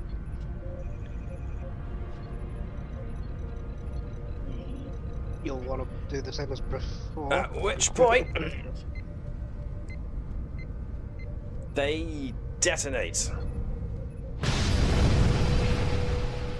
1, 2, 3, 4, 5, 6, 7, 8, 9, 10, 11 this time. Take away 7. That's an extra 4. 1, 2, 3, 4. Again, the shields bear the brunt of that, of those multiple explosions, but there was definitely a transmission from the Klingon ship. That time you got a little bit more data, but it was, again, there and gone. It's a subspace it's a transmission that's being broadcast on subspace. You believe it came from the Klingon ship. At this point, Natala's got a series of like waveform fragments on a console, just trying to piece it all together. Yeah. Now, whilst all this is going on,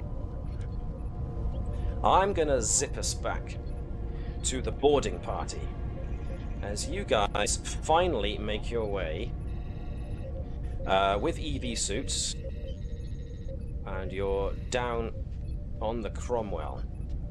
Now, we've got you already there.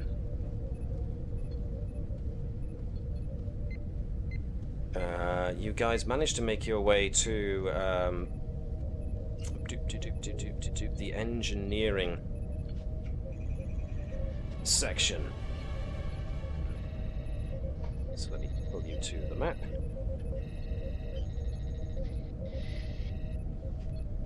And yes, most of the lights in the ship when you boarded it are down. There are a couple of instances of a couple of floating bodies here and there. Not many, all things considered. There's a lot of damage. But when you come down to the engineering section... blank screen here? Is everyone getting a blank screen? It's loaded for me. Okay, I'll refresh now. I'm on as well. I'm seeing explosions around with black boxes around them. It's because you're not using hardware acceleration on Chrome, I think. Some reason it locked me out. What acceleration on Chrome? Hardware acceleration.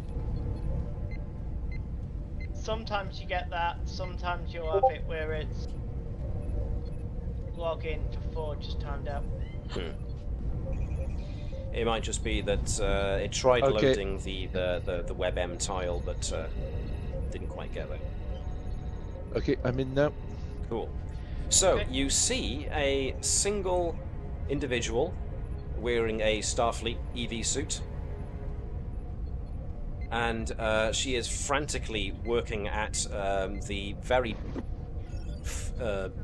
not quite dead, but very damaged controls. And as you can see, there's flickering, there's sparks, and the most alarming one, of course, is the fact that the warp core itself is the thing that's sparking and flickering. Okay, so Chief, what have we got here? Where do you need us? Assistance from the Navis. We'll go over details later. What do you need? What can we do to help? Give me a sec. Loading. Loading. Loading. Still loading. Okay.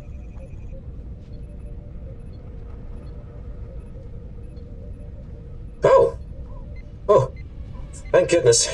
You're friendlies. I almost had a heart attack. Damn it! Okay, so first thing, how's your containment holding up?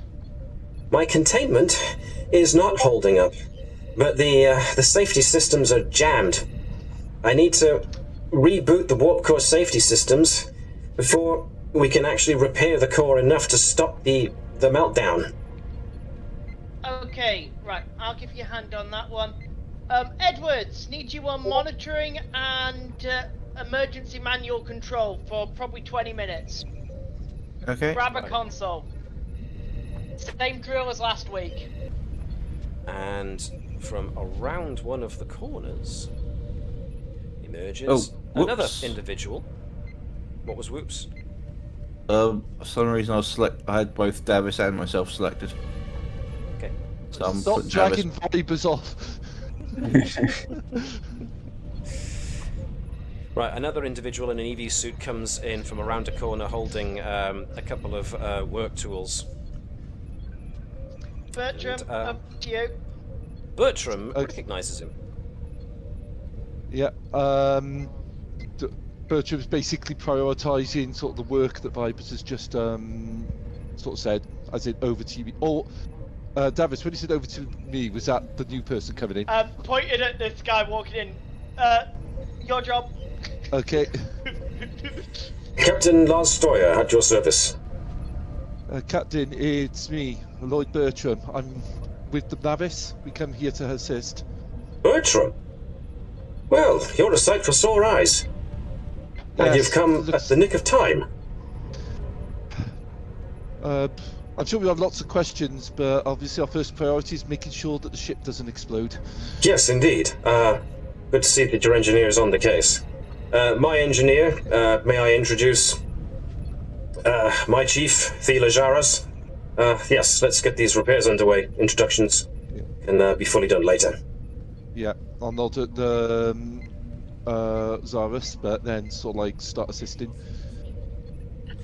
So, yeah, Bertram has actually got electro power systems. As per power systems, yeah. That's an assist. Okay, on top of that, I happen to have the manual for this ship. I got it before we set off. He opens up and goes, "Congratulations on purchasing an up-to-date USS Miranda class." That is an old one. He found it under the table leg of his poker table. As long as you don't do anything, as long as you don't do anything, like drive it into a minefield, it should give you decades of excellent service. It's an original copy. Oh look, it's still up to date.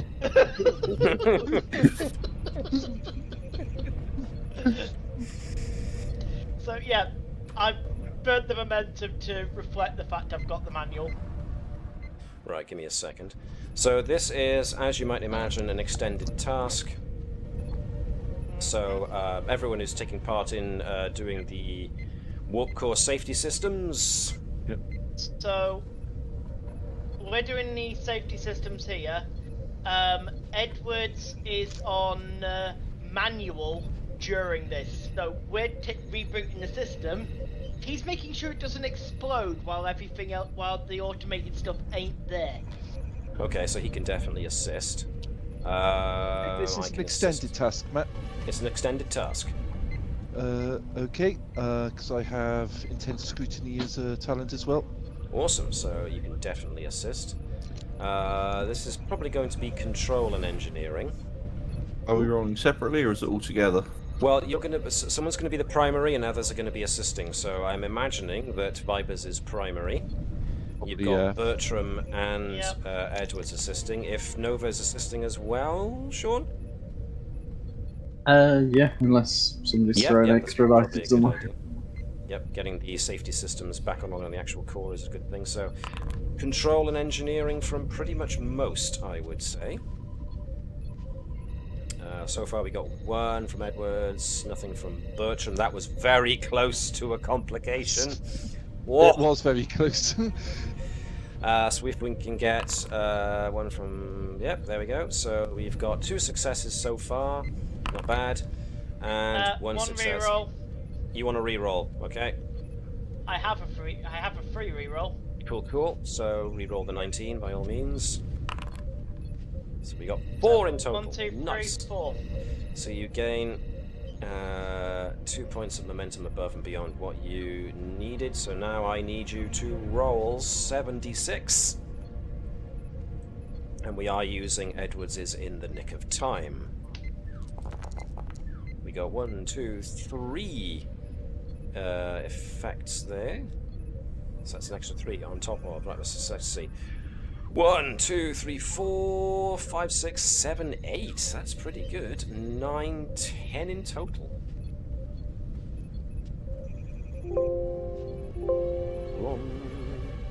So that's definitely a breakthrough. One of which you needed in order to latch the safety systems. Cool beans. Right, that's successful so far. You need to just restart this. You've set up the warp safety systems very nicely. Next task will be to actually turn them on and get them working. Meanwhile,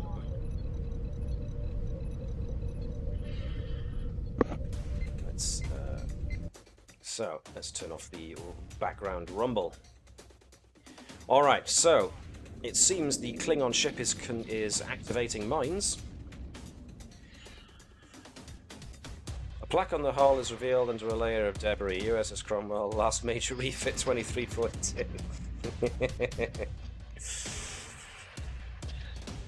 Wouldn't that be something? Right, so what do you guys want to do? Shall we go and play with them?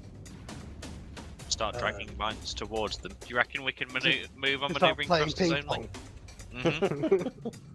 I suspect the mines are being guided, but I either believe way, so I think as well. Magnetic charge to a probe and just fire it in the Well, that might Hawk's general direction. if we could try and work out how to magnetize their hull. Oh, just fire a torpedo at them and see if it follows it in. Well, I want to focus on basically see if I can figure out the nature of their transmissions, so I can effectively take control of the field away from them. Each time they Okay. use it, they open us up to that. So, hang on, let me see. Warp core safety systems was that. We've also got warp core. What was it? Let me quickly dart back to Bromwell Engineering Room. It was warp core repair.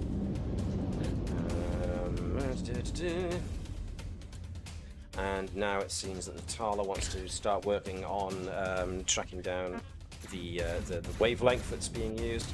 So use something similar.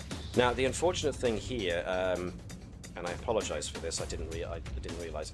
Recently, for whatever reason, there's been an update, or because of an update through something else. The extended tasks that I have set up ahead of time on Foundry, for Star Trek Adventures, are all blank now. So, I'm having to just use regular note-taking to try and remember what it was and take note of how far through each of them you are. So, Natala is probably going to be engaging in her own extended task. So, the transmission. So, your work track is probably going to be... Let's make it that. It's going to be some resistance because they don't want you to find it. I can't spell because I'm trying to do this in a hurry. Okay, so do we want to do the shooty bang bang fire bit first, or do we want Natala to start work on the extended task first? I think you guys should start shooting first, frankly. All right then. So I would usually, like to know go on. if maybe we have a track, some sort of the path, even though it's only a small bit, that the mines followed towards the Navis. And perhaps we can go back along that path. Hopefully they won't have multiple mines behind each other. So you want to try and track the course of the mines that have already been detonated? So And fly that course yeah. back to the Well, opposing we've ship. got their original positions, and we've got the positions at which they detonated. We don't have the vectors in between, but we can guess. Caval's a good enough pilot that he could probably use that as a means of trying to get a safety area. We've got their positions on each of my gravimetric sweeps, which they were all stationary during, and then we know where they detonated. All right then. So first things first, we're gonna need a check from Caval to pilot the ship, to use that to your best advantage. So it's going to be a control and con plus the Navis's. Let's see. It's usually engines and con, isn't it? Just for maneuverability. Who hasn't rolled in a while? Webby, do you want to be the Navis? When I'll be rolling as me when we're doing shooty bang bang. Good point. I mean, Jan's going to be running from himself. Sean? Anybody from the does Sean? Do you want to be the Navis? Yeah, kind of. Cool. Navis, what did I say? Engines and con to see how well it maneuvers and assists Commander Thazanan with his control and con. Navis is no help. Not that Caval needs help. Ooh. Alrighty. Alright, well... Can other people assist on that? Well, it was... Well, I'm on tactical at the moment. Yeah, so... you're on tactical. I suppose the captain can offer an extra bit of help by issuing the order. So, presence and command with one... Not port, Mr. Caval. Starboard. The other left. I thought I was upside down. Yeah. We're kind of in 3D space at the moment, Mom. Right, let's see who hasn't. Alex, do you want to take command of the? Command. Do you want to roll for the Navis this time? No, not the Navis. The captain. I'm fully in control. Changeling command. I think this is more. I think, given the captain's personality, this would be more like keeping everything cool and calm type. Yeah. Presence and Presence command. command. Yeah. Yeah. Presence and command. Lead by example can be a good focus. Everybody, stay cool. 2 successes from the cap. Nice. So that's a 3. So that's a lot better. The Navis repositions itself and starts bearing down on the Klingon ship. So it's going to be down to shooty bang bang fire, I suppose. So Yeah. Shoot bang bang, shoot bang bang. I kill you. Gareth, if you want to be the Navis for this is going to be weapons and security for the Navis, and this is going to be obviously control and security for Andrews to shoot. For the good of the Federation, as a determination. Hang on. Have I got one that allows me to re-roll now? When your character uses a direct task instead of no. Medal of Honor. Your character's enhancement.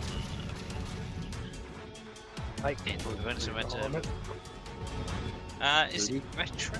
Legion of Honor allows you to ignore complication.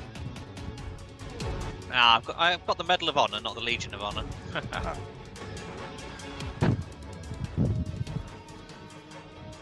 Is it possible we might have to take the complication? It's fine. Let's take it. Sod it. It's only a shield. Alright. So what am I rolling? Control, security, and I said I'm going to burn for the good of the Federation. Difficulty to aim phases is 2.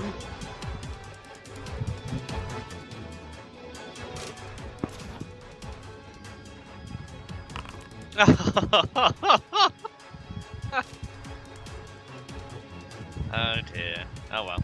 Alrighty then. Oops, I just knocked my mic. two complications. Whatever should I do? Alright then. The Navis targets the Klingon vessel. I did indeed target. I did. And lets out a blast. But even though the shot goes true, there's another transmission, and a mine decloaks and flies into the path of the phaser beam and explodes, but takes the shot that was meant for the bird of prey, or the Klingon cruiser, whatever you want to call it. As far as 2 complications go, that broadcast also detonates a pair of mines. Now that is pinpoint accuracy. So, right, if they're going to play like this, the next shot's not going to be a bloody phaser blast. Tell him what he's won. Torpedoes, full spread. Yeah, torpedo. See how many mines you've got left now. For every mine will detonate 20 quantum torpedoes in their warp core. Yeah. Start teleporting their mines into their ship. 1, 2, 3, 4, 5, 6, 7, 8, 9, 10. Take away 7 is. I'm not crazy. I'm going to lower our own shield so that we can use the transporters to pick up one of your mines and yeet it into your warp core. Every time they send a transmission to the mines, it's giving me more information. Gravy for Natala. So in that case, I will actually lower the resistance by Navis. a point. Now, I'm now thinking, I don't want to be in a mine. I don't like gravy. gravy. Oh god, it started already. Actually, no, it's taken quite a while to start tonight. Would that be our first cross-franchise comment of the night?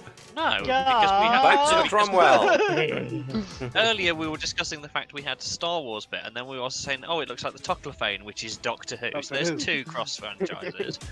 I really the didn't know what the engineering Toclophane was, guys to be honest. Get out. Okay. Get out, you non-Doctor Who fan. I like Doctor Who. I just Well, if you don't know what the Coclophane are. It was the best two-parter of the new series. Either way, Okay. the engineering guys need to re-engage. And now we know why the Federation doesn't use mines. They're quite good at use of other people's mines. Well, exactly. Okay. Why develop your own? We can nick other people's. Nova, do you want to? Can you keep an eye? Can you look at the alignment for the for the primary crystallization chamber as we bring the systems back up? No problem. Alrighty. So once again, we can have folks all contribute to the to activating the system.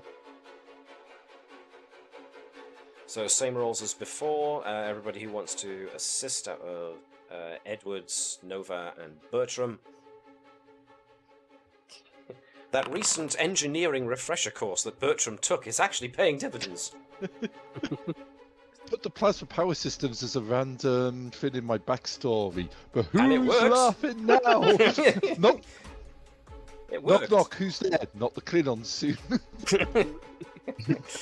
So that's one from Edwards, one from Bertram. Can we get Nova? Same as before. Yeah. So anything that Viper's adds at this point is gravy, just as long as you don't get a complication, which you don't. So cool, roll 7d6 as before. Always check the alignment of the Brio nebulizer before every mission. Totally. Yep. Using multimodal reflection sorting to look for problems.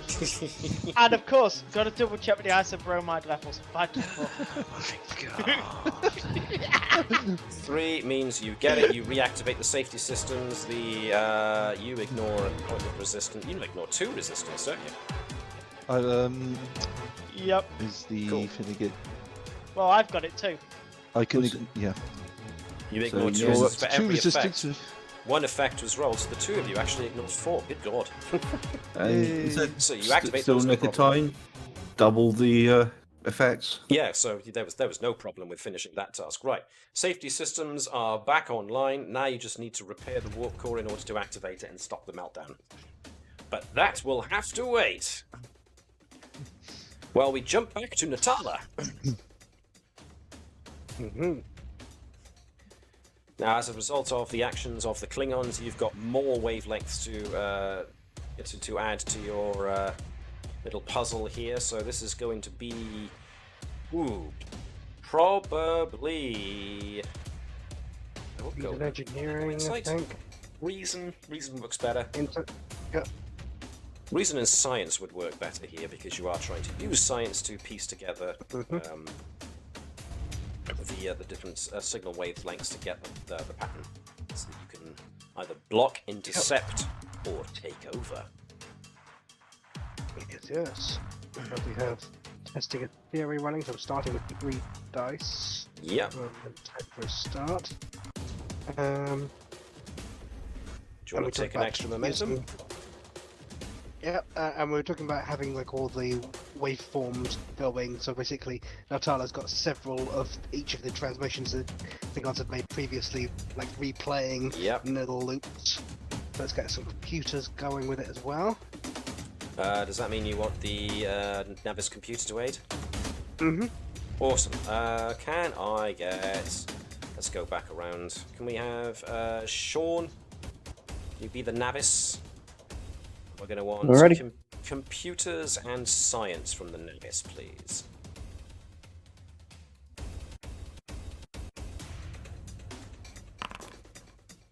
Nothing from Navis. It's all Natala's brain power. 3 successes. Well done. Nice. So Natala used her highest, which is science, so that's going to be rolling 76. Seeing how much effort you managed to get out of your work track.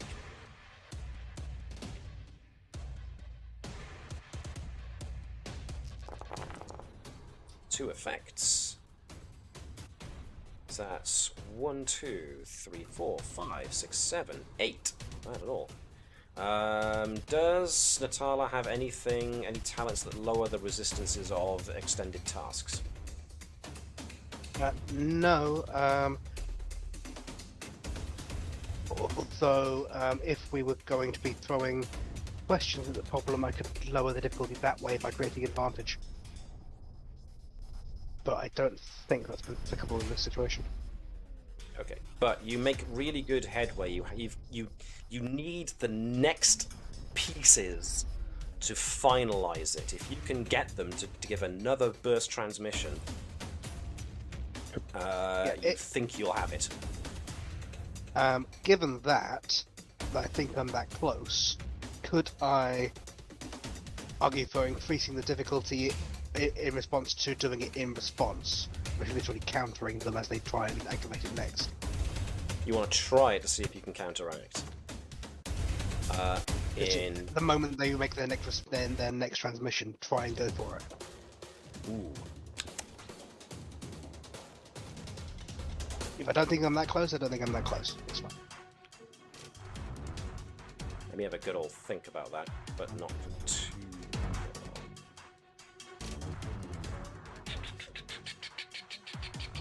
long. Okay, yeah, we'll see how we do. I'll have that in my head.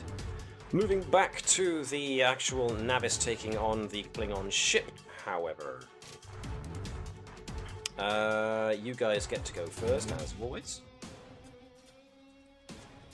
So far, the Klingons are untouched, and you guys have noticed that they're using the mines as, well, shielding, basically. So, what do you want to do?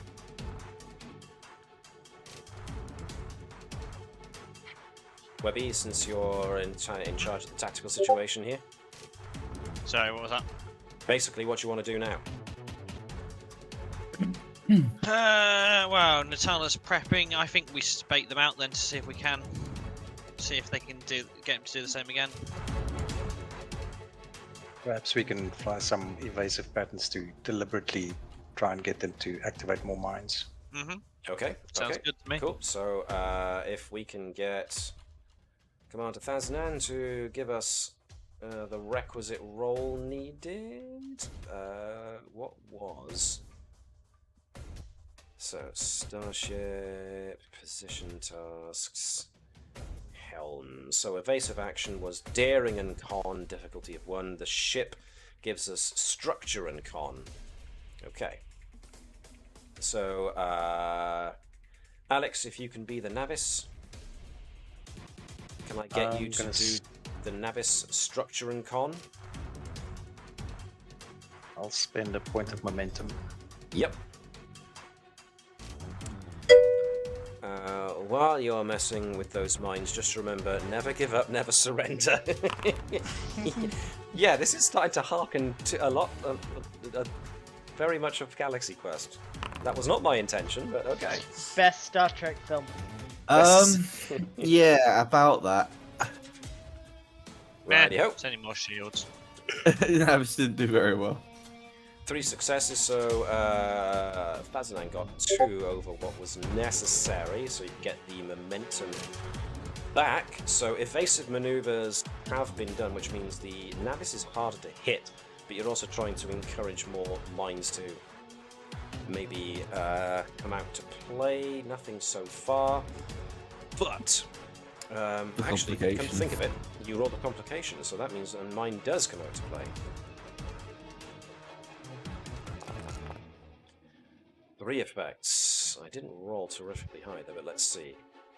1, 2, 3, 4, 5, 6, 7. On the money. So yeah, that's a glancing shot. So you manage to come past a mine that detonates, but it's far enough away that the shields absorb it with no additional damage. And that's another one taken out. That one detonated on its own, more than likely due to proximity. So you've at least opened a hole in the web of mines. And if I remember correctly, Cabal has got precise evasion. That was it. Whenever you succeed at evasion tasks, you may spend 2 momentum. If you do, the ship does not suffer from increased difficulty to attacks caused by evasive maneuvers. I may have to ask about... Oops. Let me just have a read of that came past me. I may have to ask about how well you all like using Forge for VTT. Yeah, we'll probably discuss that at the end. So if you hang around, Dr. Twitch, we can hang around for that kind of question, yeah. Just in case we forget, pose the question again at the end, just to make sure, because I might forget. But back to the action at hand. Yeah, if you engage in invasive maneuvers, it makes targeting more difficult. So unless Caval wants to spend... I think we've got the momentum available, so I think I'll spend it. Yeah, spend it so it doesn't. Chaotic 82G, Chaotic 82G. Not sure what that means, sorry. Yeah, what am I doing? Who am I? What's my name? Why am I doing it? Only you can answer that question. Only I can answer that question. So this is So this is going to be an attack. So who hasn't gone yet? Gareth, we're going to call upon you to do the Navis' weapons again. Okay. And was Caval wanting to spend that momentum to counter the evasive maneuvers difficulty? You guys said yes, so I've spent it. Yep. 1 success. Andrews, if Andrews is letting loose. If it's if it's quantum torpedoes, it's difficulty 3. If it's phasers, it's 2, difficulty 2. What are we feeling, everyone? What? It's a funny word, that. Get Sam Beckett to leap on there and plant our torpedoes for us. They remade that series. Well, they didn't remake it. They've made a continuation of it. Yeah. Haven't seen it. I've heard mixed results about it. Right, well, I've burnt 2 of my free determination. Yeah. Andrews is all in. Preservation of life. Yeah, they want to fight. We're having flipping quantum. We'll preserve life with quantum torpedoes. We'll preserve our life with quantum torpedoes. Can I burn a momentum as well? Sure. Go for it. If you're going to shoot torpedoes, I'm going to shoot. We're going to shoot lots of torpedoes at them. Klingons go, my god, they got fireable minefields! Jeez, Willikers. Okay, so that's 6, so that's 3 over what you need to hit. So 3 goes back into the momentum pool. Ooh, I couldn't get that to work. That's a shame. Let me check my targeting here. The bird of prey is not targeted. That's what was wrong. So, yeah. Obviously, you're letting loose a stream of them, so it's not as you let loose a barrage. In which case, as expected, a broadcast signal goes off, and I will also spend 3 threat, so that mines shield the Klingon ship from the impacts, but this would be the point where Natala tries to see if she can get the interference. So, this is going to be all on Natala. It's going to be difficulty. You're using an incomplete waveform, pardon me. So, I'm going to go with a difficulty 4 for this one. So feel free to use whatever means you need to get this done. This being, would you remind me how testing values works as opposed to just using them as a reason for determination? Using them for determination just means you're calling on your value. Yeah, whereas this being testing opposite it. Yeah, because, if you come across a situation where something flies in the face of your value, because as you say, Natala's very much taking this moment very much solo. And Natala has the value safety in numbers. So this might very well be challenging that value. It then becomes more of a roleplay thing. Yeah. At the very end of this episode, Natala can reconsider her stance on that value, or she might consider that it's proper to keep it. Yeah. So if you think that's challenging the value, which I'm happy with, then you can press the radio button to the left of safety and numbers. That will then strike through safety and numbers in order to represent that you're challenging your value. Okay. But you can still use determination, as far as I'm aware. If anybody who knows the rules of Star Trek Adventures better would like to correct me on that, feel free. But that's what I'm going on for the moment. It's more dramatic this way. So, this will be Natala's... Ooh, it's going to be down to reason and science again, so let's see how well she manages it. 5 successes! Crikey day. Even with an incomplete waveform, Natala takes a stab at a guess at filling in the blank and lets loose a counter waveform. Indeed, and general trying broadcast. to effectively grasp in a fairly general broadcast wrest control of the minefield away from them. Now, control might be a bit beyond at this point since it was a spur of the moment blah, but it'll be enough with that many successes to be an interference. So a number of mines decloak to try and intercept the quantum torpedoes, but they get stuck halfway through deployment. So I'm going to allow now, because I know Webby wants to do it, I'm going to allow Webby to roll for damage from quantum torpedoes. Yeah. Not only that, but because you got 3 successes over, you can use those 3 extra successes since they're extra, because the momentum pool is currently full. You can add 3 to the damage dice. Oh, what shall we do, guys? Oh, let's add 3 to the damage dice. Sounds tough but fair. I don't know. I think we should add 3 to the damage dice. So I'm going to redo that special effect. This is a hit this time. Wowzers. Okay, so let's see what we got. What do I roll here? So I've got... There's always a blank one. Oh no, it's not. It's that there. So that's... Is that a 1 or a 2? 6. With 2 effects. Quantum torpedoes. Oh, actually, I've used it. I should have used my thing to re-roll for the challenge die. Oh well, could have got my determination back. Oh well. These are vicious, so we add 2 extra to the effects. Oh dear.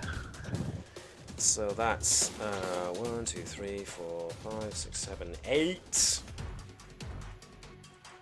These guys have resistance of that, which means it's 3. Which means, yeah, they get hit by it this time. Nicely done. Nicely done. Now, I am going to quickly switch us over to the team on the Cromwell once again. You're getting all kinds of chatter over your EV suits about the Navis is actually engaging the Klingon ship that's been waiting outside. Isn't that nice? We're stopping this thing from exploding. Well, at least the I need Klingons to will be dealt promote with. him. That's proper engineer response. So, now you guys are on to repairing the warp core. Right. So, repairing this core. Right, we'll need to fluctuate the multi-spatial feedback infuser, then we'll need to restart the harmonic reaction array. That should restore the dorsal matter interface.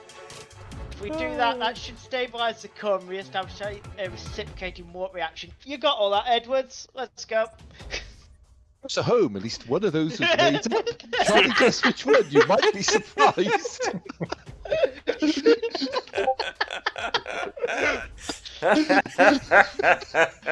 I may have possibly found some technobabble generators because I was hitting the limit of what I could come up with on the fly. You rattled that off so well, though, and you didn't even trip up on any of the words.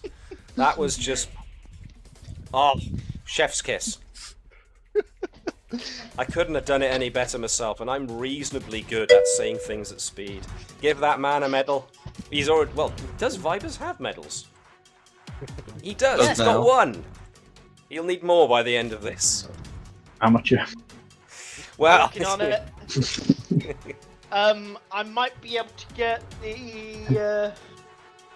I think there's a Cochrane Award that I should be eligible for after this one. at least. Cochrane Medal of Excellence. That's the one. Right, so we know what we're doing. Let's get this thing ticking. All right then. So because you're now repairing the core, this sounds to me, or suggests to me, this is going to be in the realms of daring rather than control now. So those with less daring are a little less less keen to get stuck in with this kind of stuff. So those who are assisting, an argument can be made for using control and engineering, because I will be assuming that those who are assisting will be the ones who are watching the readouts on the consoles, unless of course you want to use daring to help repair. I know Nova will be. Yep. Control's good for me. But your primary is certainly, Vibers is certainly going to be using daring to do this. Okay, now the question I've got to ask, because I can never remember, did determination add an extra dice, or does it just force one of the existing ones to be... It adds Yeah, an exactly. extra It adds dice the dice. and makes it a 1. So it makes Okay, it assume that you've rolled a natural 1. Does that dice count towards the maximum? It does. So, if you rolled your normal 2 dice and added your determination, that's 3 from you, so only 2 people could assist. So maybe this could be a good excuse for Dr. Bertram to stand back. Yep. That does count towards the max, yeah. So if you've got, by example, you've got Vibers rolls 2 because he's the primary, then he adds a point of determination, which means he's got 3 dice in action. If then Nova adds 1 dice to assist, and then Edwards adds 1 dice to assist, that's 5 dice, that's the maximum you can have. Clear Can as I mud? interrupt with an action of creating an advantage with the controls? Ah, for love of toast. Ooh. That'd be good, because you're not actually adding a dice, what you're adding is an advantage, so that would... You need to spend 2 momentum to create an advantage, but that would certainly be an add. More than one also person can allows assist, the- yes. Sorry, Yeah. Sean, I talked over you there. I was just going to say it allows the control dice to still have some input into what's being attempted. Yeah. Make advantages! Alright, we've been directed by Dr. Twitch to make more advantages. So yeah, cool. 2 momentum spent. Okay. Advantage on this, which means I am reducing the difficulty as a result. That's down to difficulty 1 now.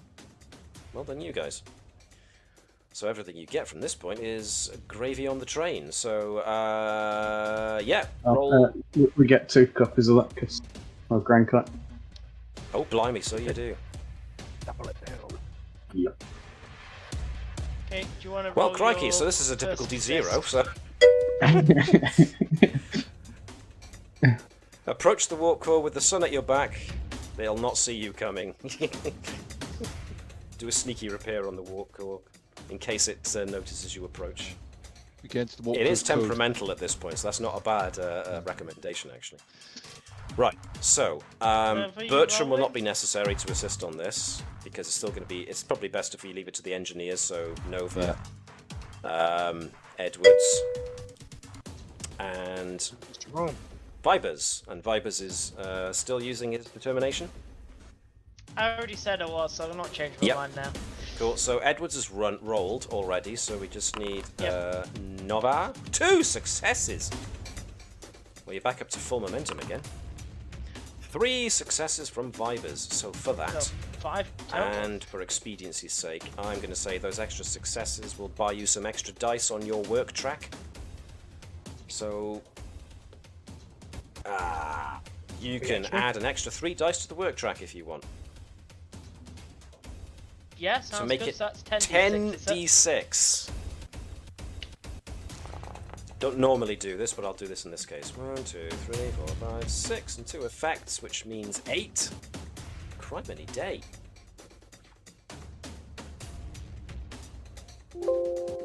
And that's a breakthrough as well, because you got over 5 on the work track. Zoinks alive. Alright, we're rocking and rolling. You're very close. All you need to do is to flip the switch when we next come back to you, and hopefully you've done everything needed to slam the warp core into activation. Back we go. Now, Natala, you've managed to get a fix on the frequency that you need, but now you said you wanted to try something like gaining control of the mines. Mm-hmm.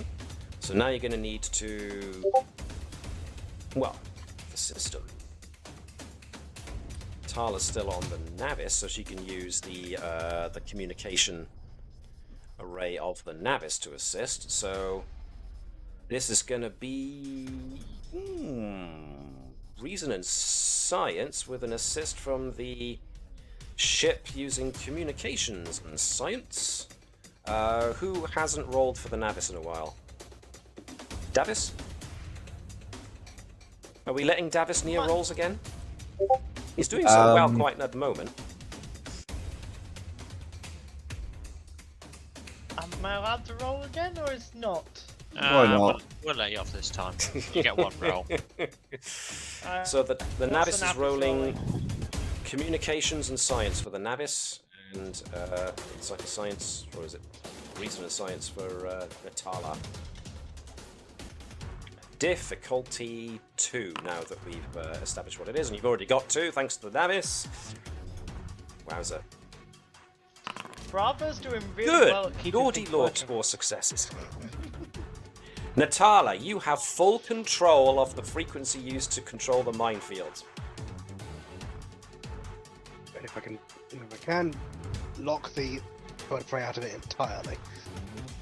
Lock the bird of prey out entirely. Done. You've got that many successes. Can no longer be used. All your mine now belong to us. Well, indeed. So now it's a case of, do we use Thazanan to do an attack pattern to attack the Klingon ship with, or an evasive pattern, or what? I think perhaps we set up a dummy run with the Navis when the mines hit from the other side. Mm-hmm. Sounds good to me. So, what are we trying to do here, sorry? So we Use the away. Navis as a distraction and then hit them with their own mines. So, yeah, and that was what you were after, yeah? Use the Navis as a distraction to draw the mines out, and then as soon as the mines are out, redirect them to the Klingon ship. But, was that it, or am I getting the wrong end of the stick? Well, basically, but we also want to line the Navis up as if it's for an attack run on the Klingon vessel, so they're focused on us. Right, so you're trying to keep the Klingons' attention on you. Don't look over here, look over here. Oh, look, your mines are going that way. Never mind. Is that what we're going for? Yep. Yep, okay. I just needed someone to say yes. Sometimes I need things explained to me multiple times just to make, so I can make sure I've got the gist of it, and I'm not going to get anything wrong.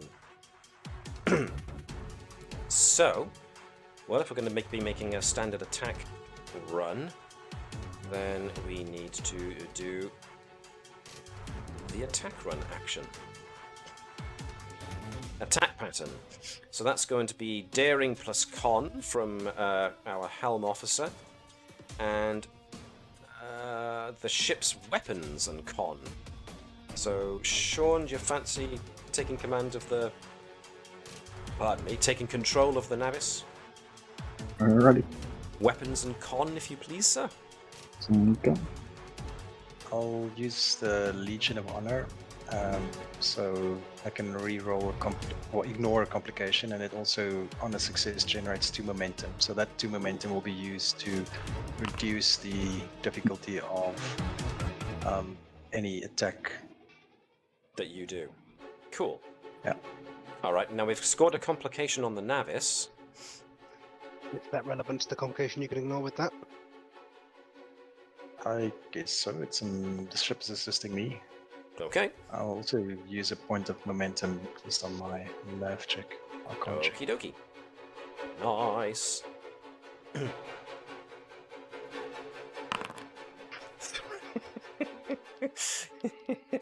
Thazanand doesn't just succeed, he always over-exceeds.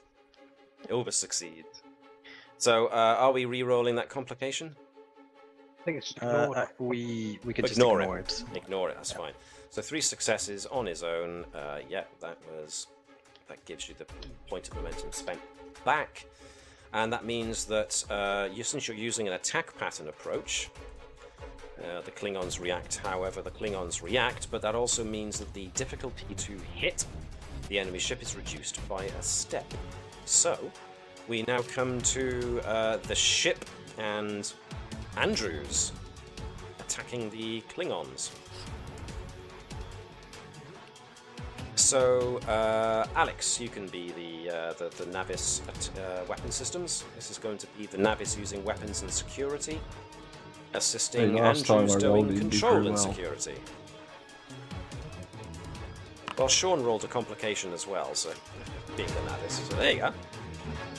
That's 1. So that's already what you need to hit with phasers. If you're hitting with quantum torpedoes, you need 1 more success. And I know how much you love quantum torpedoes, Webby. Don't know what you're talking about. Oh, successes! Ye gods almighty! Quite a few of them. That's quite a few. Are these quantum torpedoes then? Yeah. Yeah. And Andrews is very much in the impression of sort of like Mr. Claw. I know how much I respect you and love you, but I have not pressed the fire button for a very long time. I miss it. Yeah, the itchy trigger finger. I got you an early Christmas present. It's called Being Blown to Tiny Pieces by Quantum Torpedoes. I hope you don't already have one. Right then, so that was 2, 5, 3 successes over what you needed. You can add all of those to extra damage to the quantum torpedoes. So guys, we've got 3 additional damage dice. Shall we use it, or shall we use the 3 additional damage dice? You've been very good all week. Damage. Please let me fire the torpedoes. Yes, exactly. Wow. 1, 2, 3, 4, 5, 6, 7, 8. And an effect means 9. Take away their resistance is 1, 2, 3, 4. Pounding their shields into oblivion. Now, the size of the vessel suggests that it's not a bird of prey. It's the same scale as the Navis. So even though it's the bird of prey layout, it's more than likely a Cavort-class battle cruiser. And what you already have experience of Cavort-class. They're the same kind of size as the Navis, but usually don't have the same kind of punch as the Navis, or is at least not as resistant to damage as the Navis is. Their disruptor cannons deal more damage than your phaser cannons do, your phaser array rather, but we'll see how that goes. Yeah, the quantum torpedoes lance out. There is a burst transmission from the Cavort, but nothing happens. Of course, it's the torpedoes aren't intercepted by the mines, and yeah, in response, the bird of prey burns 3 points of power and engages cloaking device. The bird of prey comes in different sizes. Yes. The Cavort class was first seen in the Next Generation episode. Ooh, the one where the Enterprise C? Was it? Yesterday's Enterprise. Yesterday's Enterprise, thank you. That was the first time they saw the Cavort class battle cruiser, which were basically just bigger birds of prey. Alrighty. With the sheer amount of tachyon energy in the area... Thank you. With the sheer amount of tachyon energy in the area, it's going to be difficult to detect where the battle cruiser has gone now that it's cloaked, but... We Hey, do have a Natala. number of mines we can just kind Yeah. of sweep the area Yeah, with. Wow. Natala, shall we just sweep the mines around in a large radius pattern? Natala, we want you to play Extreme Minesweeper. I'm gonna jump us. No, back surely it'd be to anti-minesweeper. Is that you're using the mines to sweep for the ship, not the ship to sweep for the mines. In Klingon Empire, Minesweep you. I'm just playing a bullet heaven game. Yeah. Blow all. Well, that's a good point actually. You need to cluster them in the general area of where you think the bird of prey is going to be. Anyway, before we get on to that, let's get back to the guys. Well, you were on the last couple of steps needed to initiate the A1, you warp sunk repair. my bird of prey. A13. Miss. Dear. Anyways, let's get back to you guys repairing the warp core. Same as before, basically. Daring and engineering for the chief. Actually, no, scratch that. Because I said you're at the end of it, it's going to be just activating it now, so this will be control and engineering. Okay.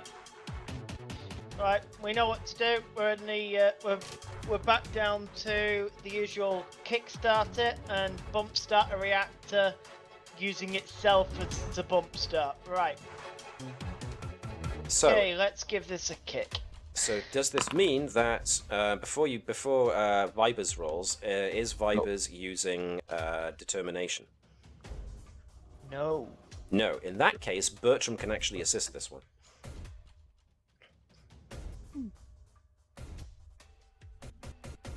So if I can get Bertram and Nova assists as well. Yep. This will be control and engineering. One success, so we're looking good. Nothing for Nova. Nova actually took what Viper said literally and tried kicking the warp core. Yeah, she got border control. Yeah.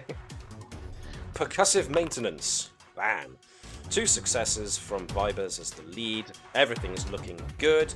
You've hit the button, now you need to start it up, so roll me 76.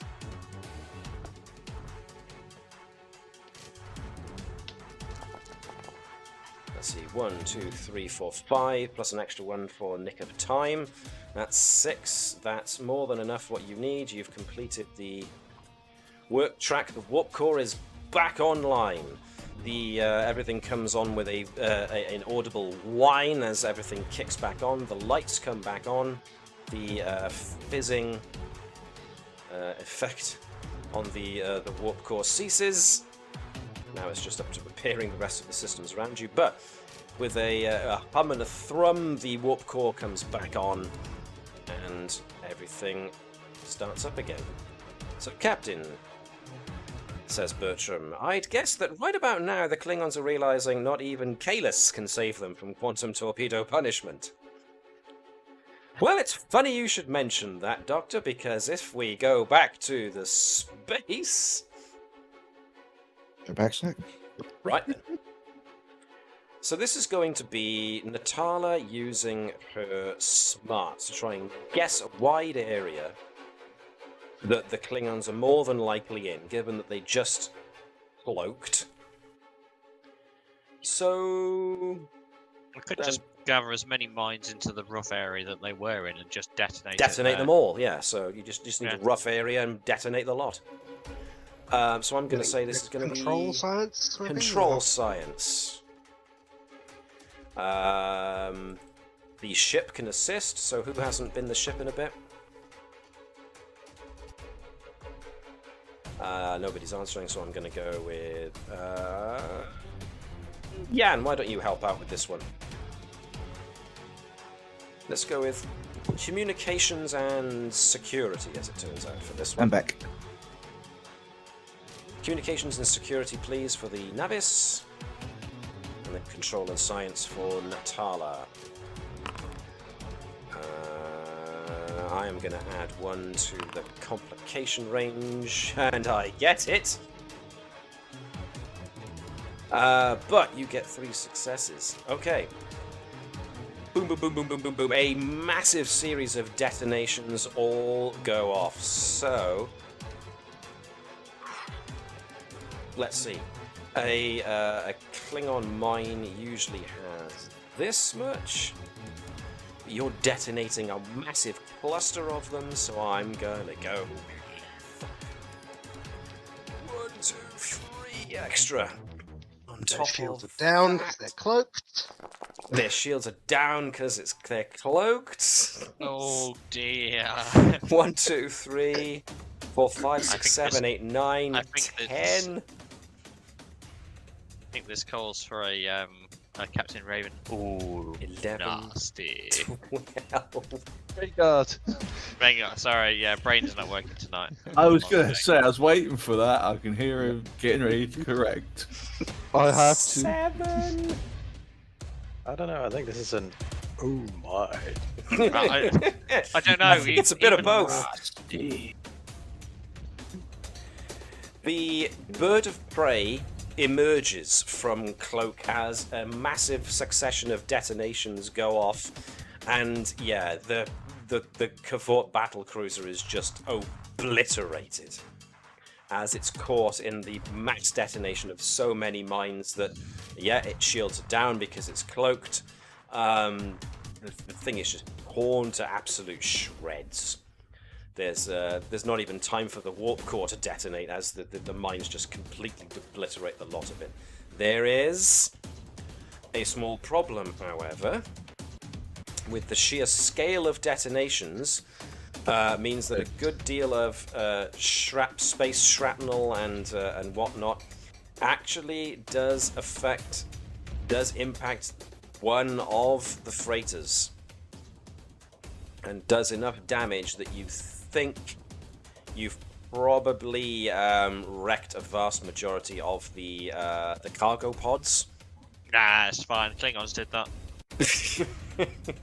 What You can about prove the it. You can escape pull pods? pieces of a Klingon ship. Ah, it's fine. Klingons did that. Klingons destroyed the escape pods. Okay. This will become a Starfleet training video on why we don't use mines. It's like, can you spell war crimes? Do you know, Who's the one that mean- writes the reports? I've been looking up the personnel records when the Kobayashi Maru simulation was given to Andrews. Andrews blew up the galaxy and blamed it on the Romulans. They knew the risks. Well, if you're going that way, then I would imagine it was more like he got the prefix codes to the civilian ship, the Kobayashi Maru, and because it's a more 24th century when it wouldn't be Klingon ships on the other side of the divide, it would be Romulan warbirds. So you would have to assume, Andrews more than likely safely assumed that the Romulans set a trap, and therefore used the prefix code of the Kobayashi Maru to detonate the warp core, which took out the Romulan warbirds. There were probably no civilians on board the Kobayashi Maru because Romulans. At least according to Andrew's report. The official report clearly states that there were no civilians on board the Kobayashi Maru. Given that it's supposed to be a no-win situation, I imagine that it adapts to tactics. So if you blow it up, assuming that, the report will say it turns out there were like 300 civilians on there. Ah, So yeah, if but you no go one, to no, rescue them, it turns out there is 0. no one can prove that. No one can prove that there were 300 civilians on board. The people Lie. who programmed it and were monitoring you probably could. It's like Lies. punish you on the fly. Let's go back to the bridge of the Navis. As it turns out that Unit Hello did whatever was asked of it. Didn't put up a fight, didn't question orders, just did stuff. Seemed more than happy to help. The team on board of the Cromwell, now that you've managed to get the warp core stabilized, the power systems come back on, and because the threat of the mines have gone and there's no more cloaked mines, there's no more cloaked vessels, the tachyon energy in the near area starts to decrease noticeably. So it was just the sheer number of cloaked mines that was producing the tachyon radiation in the area. I say radiation, energy output, whatever.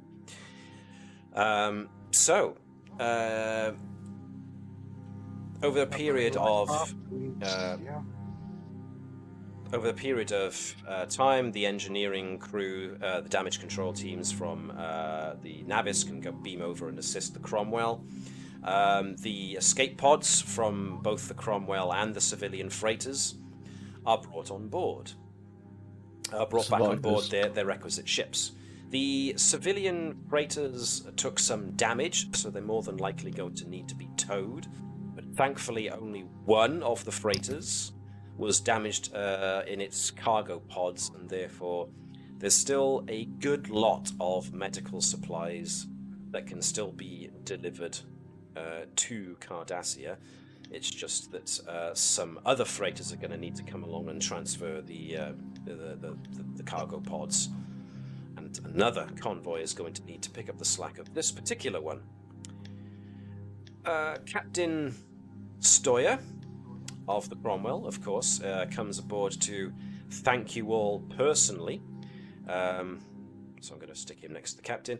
Caval is interested to notice a blast from the past.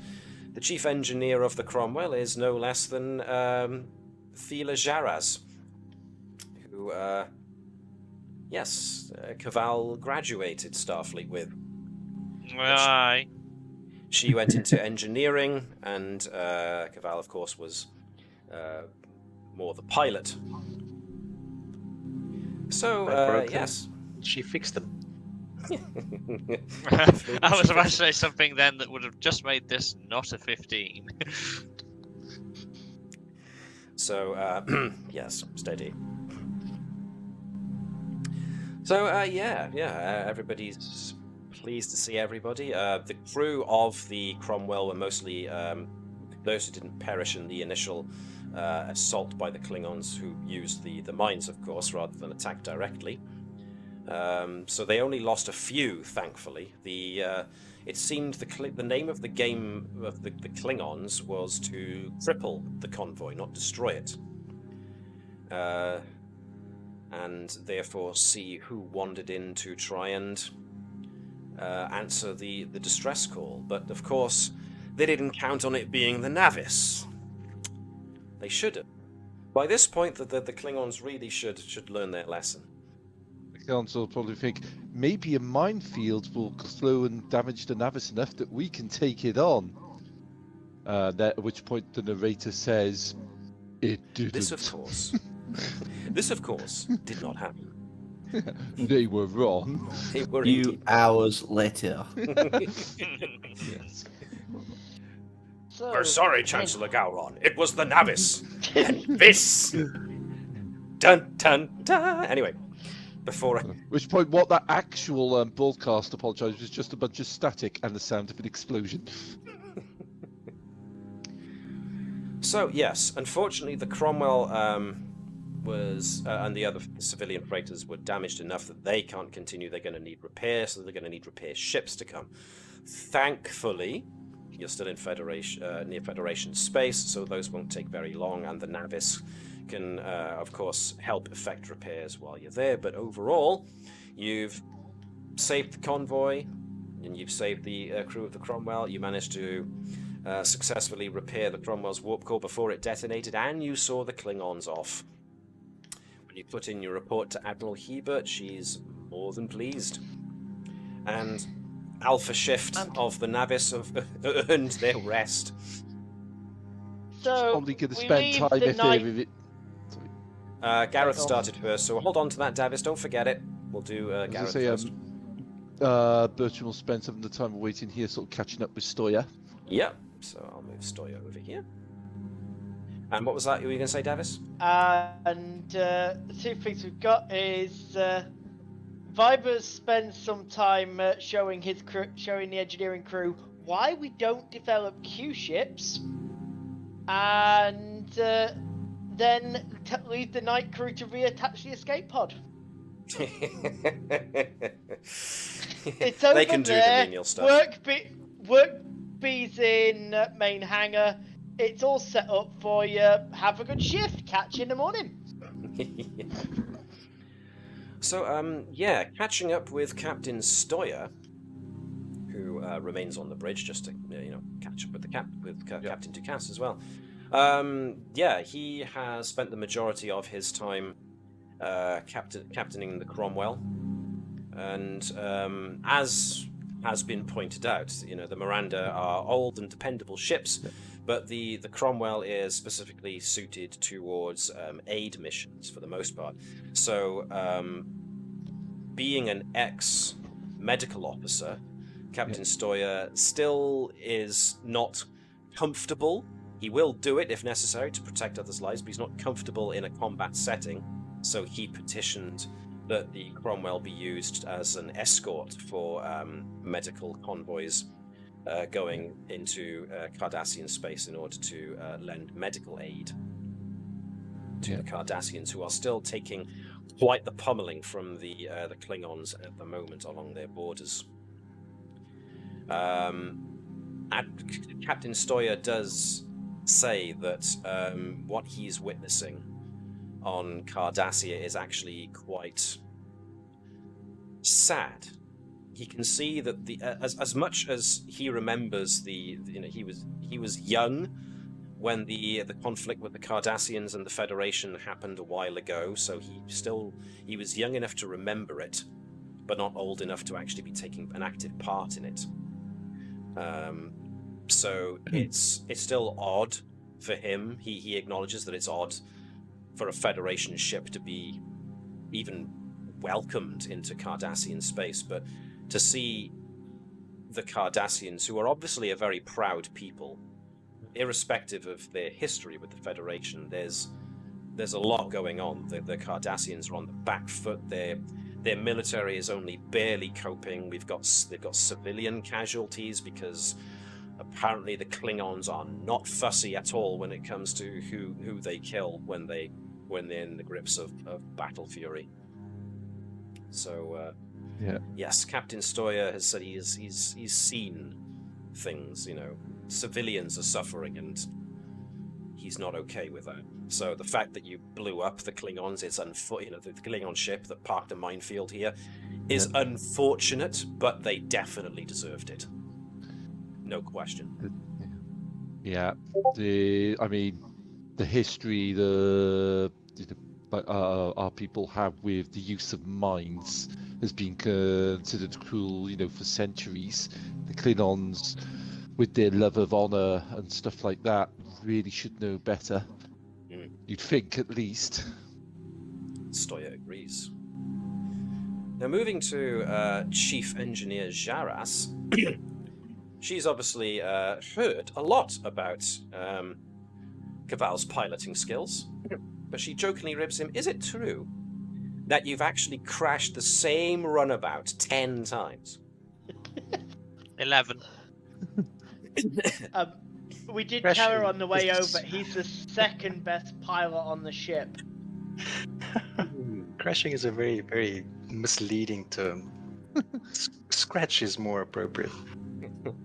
I did almost crash the Navis, I guess.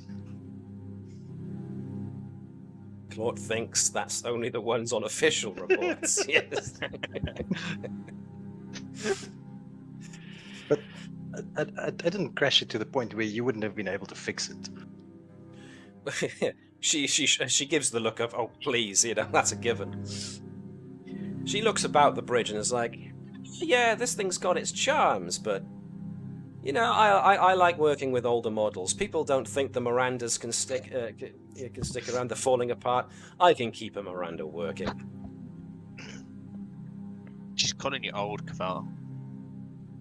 No, she's saying. I'm sure I could fly the. I'm sure I could fly the Miranda class into oblivion. I'm sure you can. What were you going to say, John?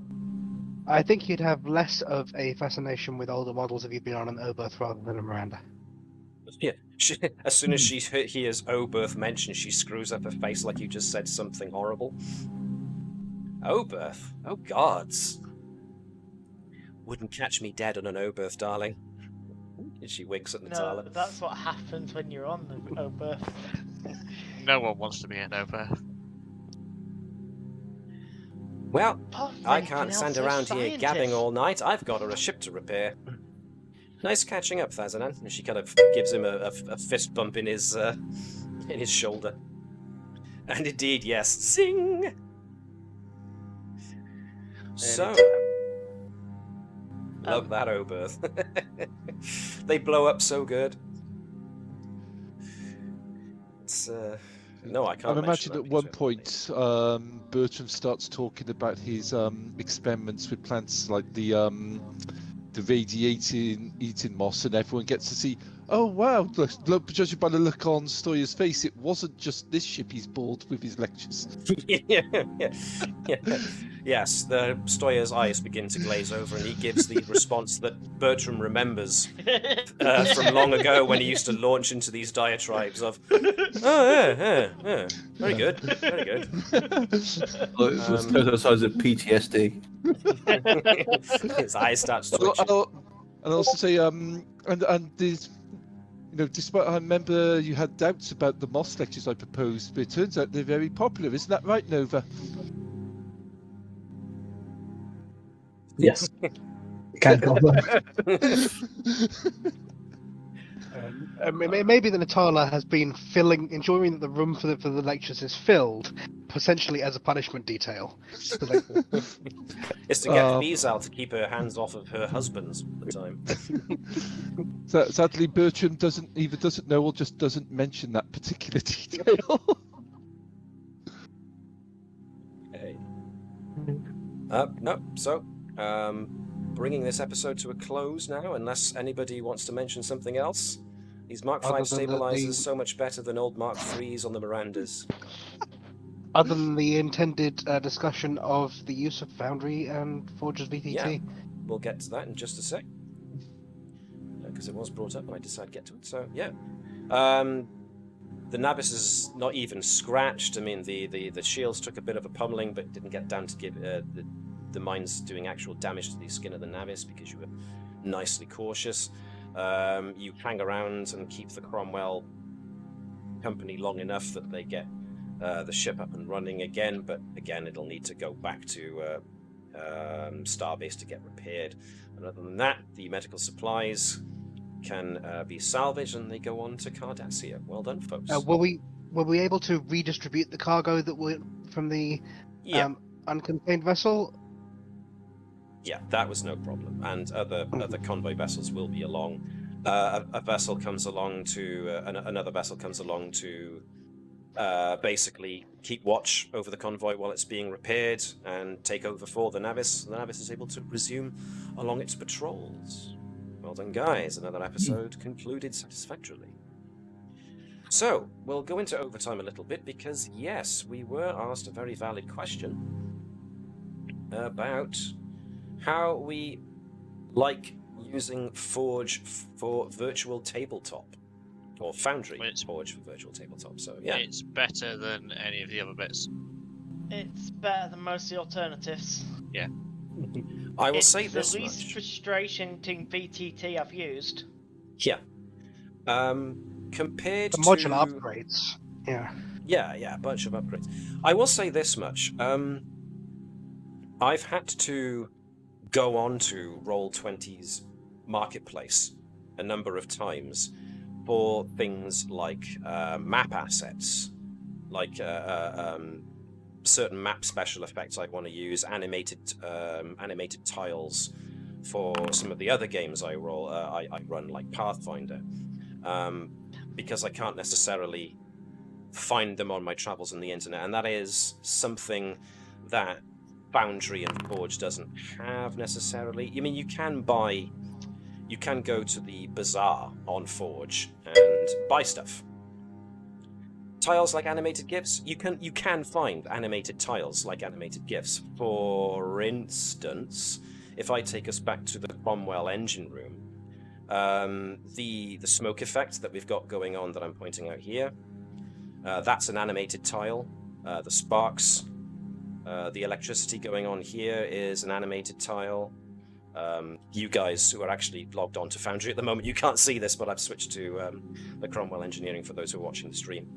So the smoke effects, the electronic sparks, the electricity crackling, those are all animated tiles that I'm using to create those effects, and I do like to use them. So you can buy animated tiles, I do believe, on Forge's Bazaar. I haven't done that myself, because I tend to hunt them down elsewhere, and those that I don't find, I tend to buy from elsewhere. But you found you can just import them in. Yeah, you can import them in from anywhere you find them. What was that question? I didn't quite catch it. So they are VTT formats, not just graphics. So you need to export a specific format. Yeah, most of them are saved as, I think, WebM format, web media format. So they're almost like animated. Yeah, they're essentially like animated GIFs, but I think the difference between GIFs and WebMs is that WebMs play more like mini-movies. And I think that's a thing of most modern browsers, most up-to-date browsers do play WebMs as almost like GIFs, but mini movies, almost like repeating little videoettes, if that's even a word. I've invented a new word. The other thing with WebPs, WebM exactly. is it's set up so that it can get audio in there as well. Yeah. Roll20 does do this as well. I haven't used... What's the other one?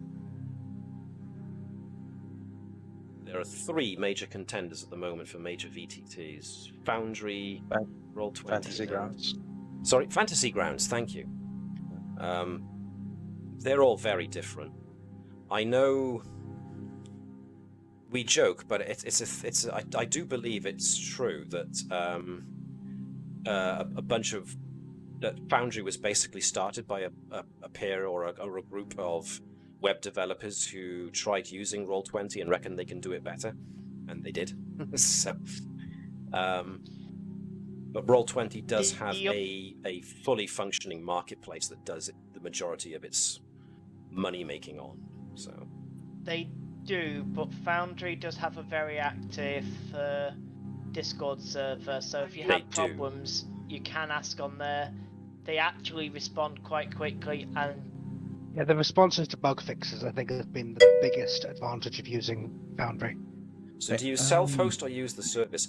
I started out self-hosting Foundry, but what I found was any and all interference on my broadband that caused my my connection to drop or lose bandwidth meant that, of course, then guys are sending me rolls which have to come to my computer, which have to get processed, and then maybe they even protest them as well, I don't know, and then sent back out again. And the onus is then completely on my PC to run all of that on top of whatever else I'm running.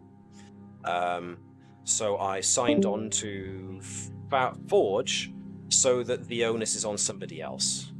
Yeah, I have to pay subscription for this, but I like it better because then the headache of keeping the server up is somebody else's job.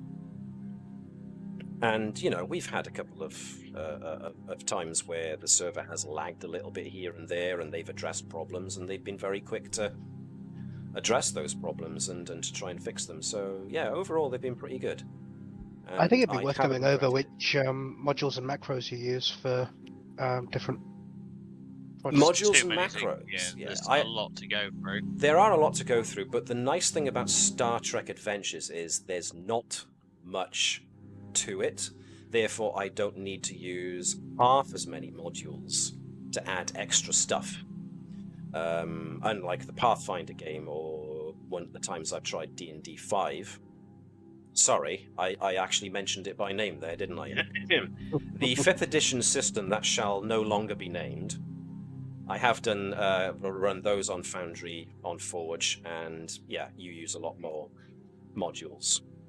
As such, the memory footprint is a lot bigger on those, but Star Trek runs nice and easy because there's not as much call for some of the flashy special effects modules that you can put on here, and the sheer range of modules you can get thanks to Foundry is astronomical.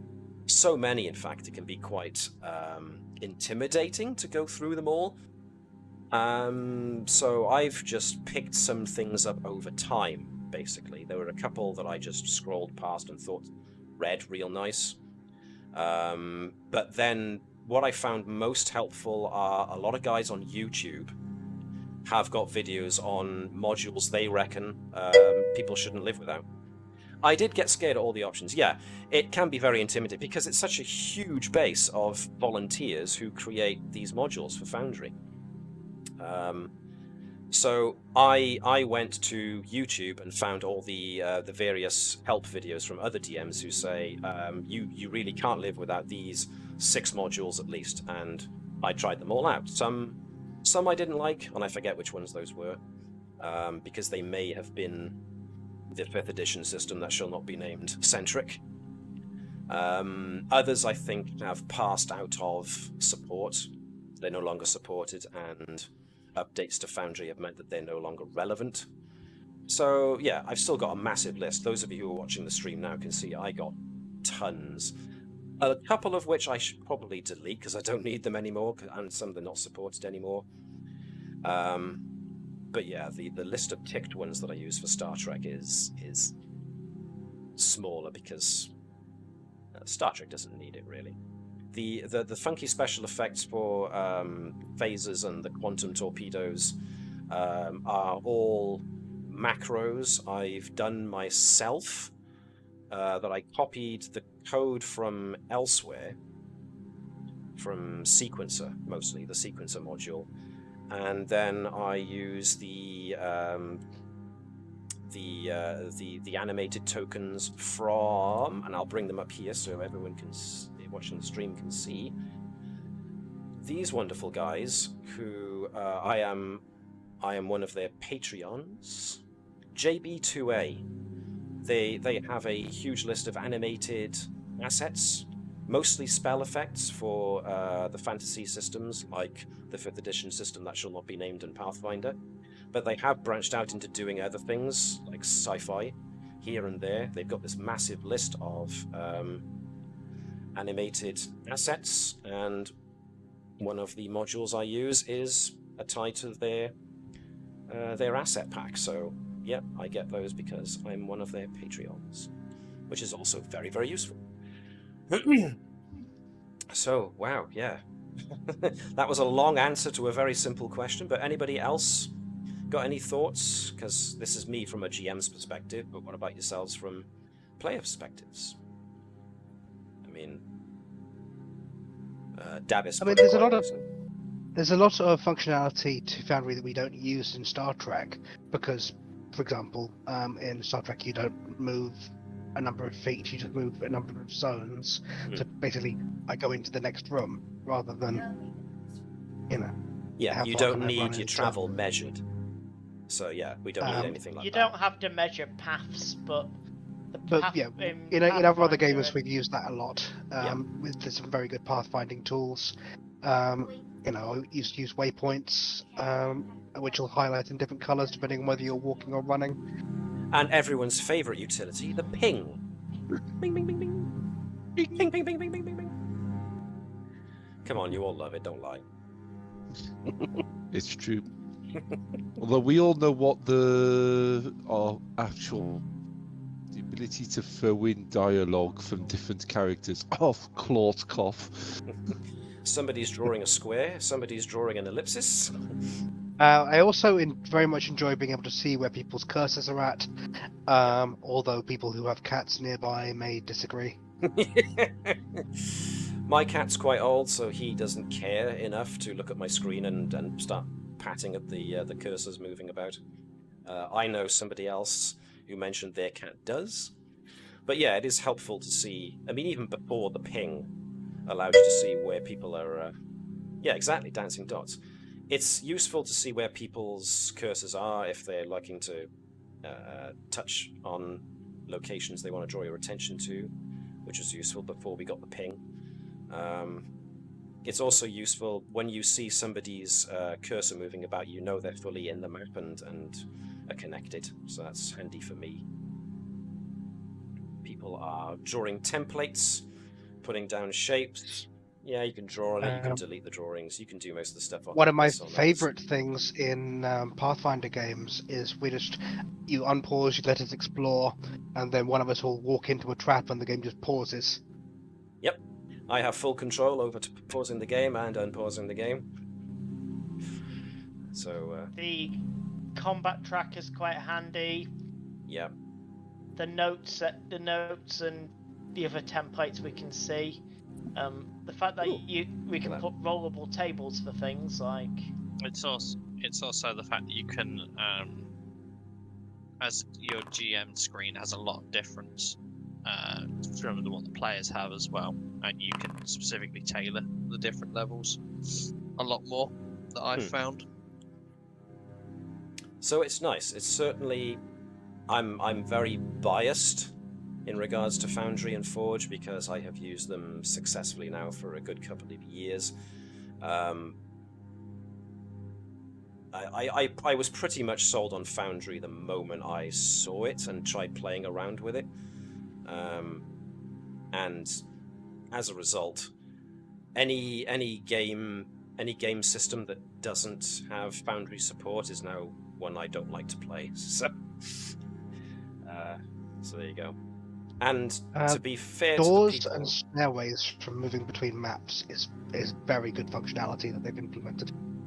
Apparently Roll20 has problems still with lights and shadow casting, which again in Star Trek we don't have that much call for, but the shadow casting in Foundry is very nice, very smooth, and isn't as processor heavy as other VTTs I've found. How they manage that, I don't know, but well done to them. Because I think Roll20 still has memory issue problems with the amount of mess that's going on this map right now. Pew pew, I cast shield, it fails. Lovely. The good thing is I can delete all of these if I want. But yeah, we're getting off into a bit of a tangent now, so yeah, I hope that answered all your questions. But yeah, I'm very biased. I didn't use Roll20 for very long before I tried Foundry, and I preferred Foundry. I haven't used Fantasy Grounds. Those who have used it could probably tell you more about it. I mean, Jan, have you used Fantasy Grounds? No, I haven't. No. I have some friends who use it pretty much exclusively, and it's very finicky. It's particularly a lot of the DMs who use Fantasy Grounds don't even bother making a difference between different kinds of images other than just how big they are. So a map is technically a token. There are places for the very, very simple virtual tabletops. Jan, remind me, was it Owlbear something? Yeah, I've used Owlbear for a Conan campaign for my friends. And it works quite well if you don't want a whole bunch of animations and so on. Yeah, there's not much object permanence, which as soon as you dial away from Owlbear, you lose most of it. Well, depends. I think the second Owlbear 2, which is a pre-release or alpha or whatever, it's a bit more full-featured.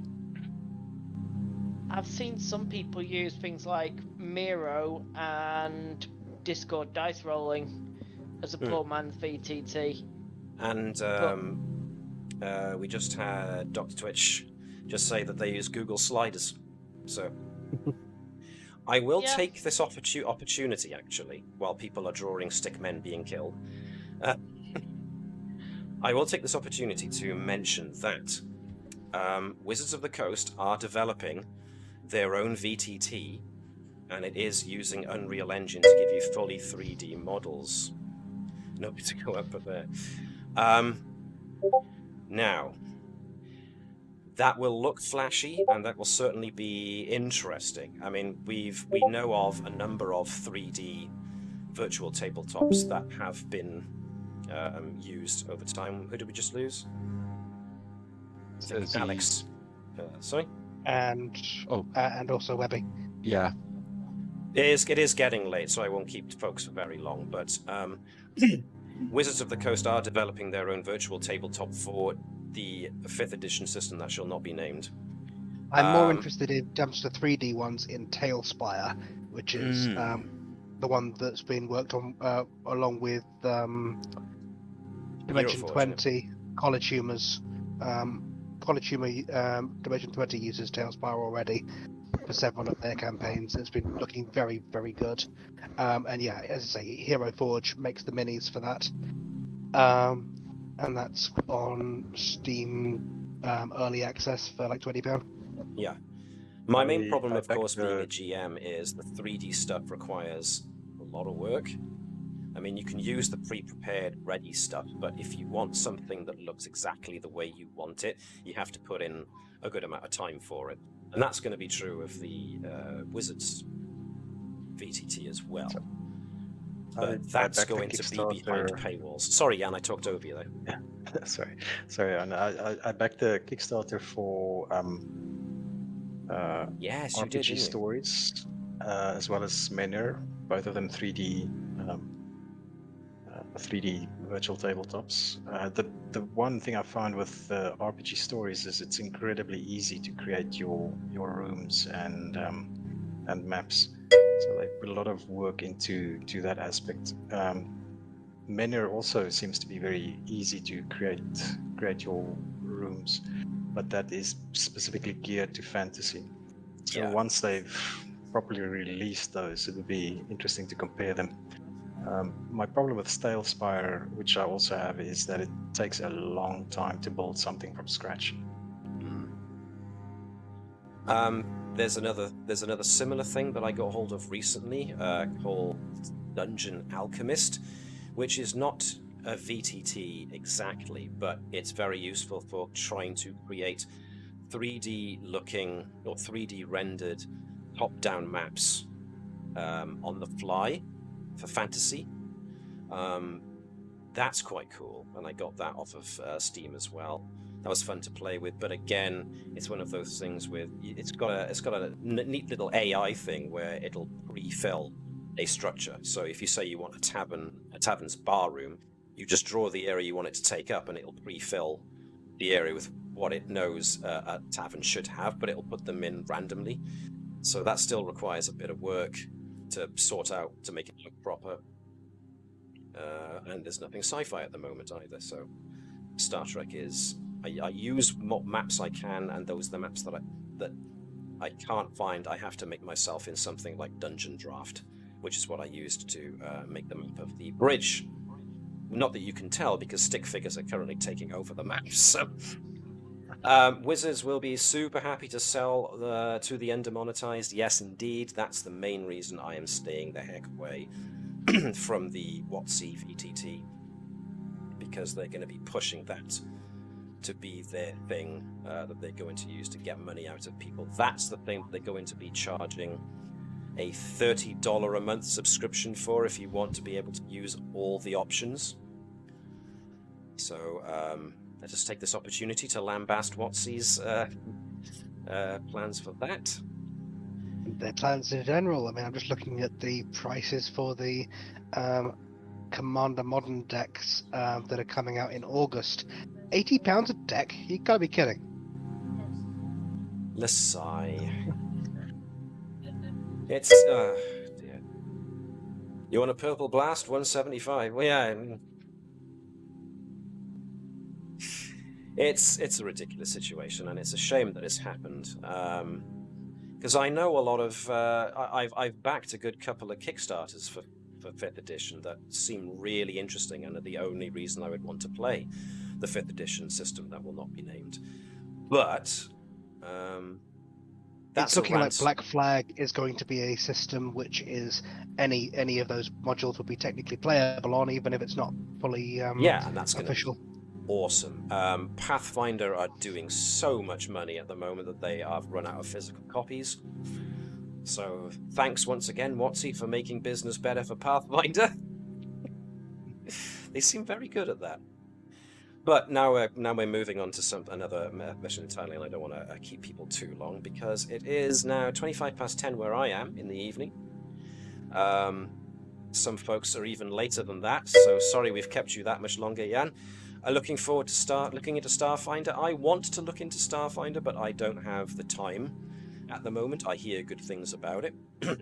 It was kind of the bridge between Pathfinder 1st Edition and Pathfinder 2nd Edition, I hear. Starfinder was where they tried a few new rules, but I haven't played it myself, so I don't know. Anybody here played Starfinder?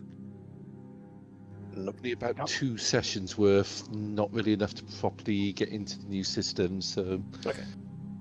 I slept through my Starfinder game I was supposed to be in. Was it good, that huh? boring? Well, I got told it was on that morning, and I was asleep, so it's like, yes, I was supposed to start 2 hours ago. Nice, thanks for telling me. Yeah, I currently run this Star Trek on Tuesdays. I run Pathfinder on Fridays and Sundays, and I do Kung Fu on usually Mondays and Wednesdays, and Thursdays is out for me, so I'm pretty busy. There's not enough days at in the the moment, week. yeah, I don't have room for Starfinder, but I want there to be room for Starfinder at a later point.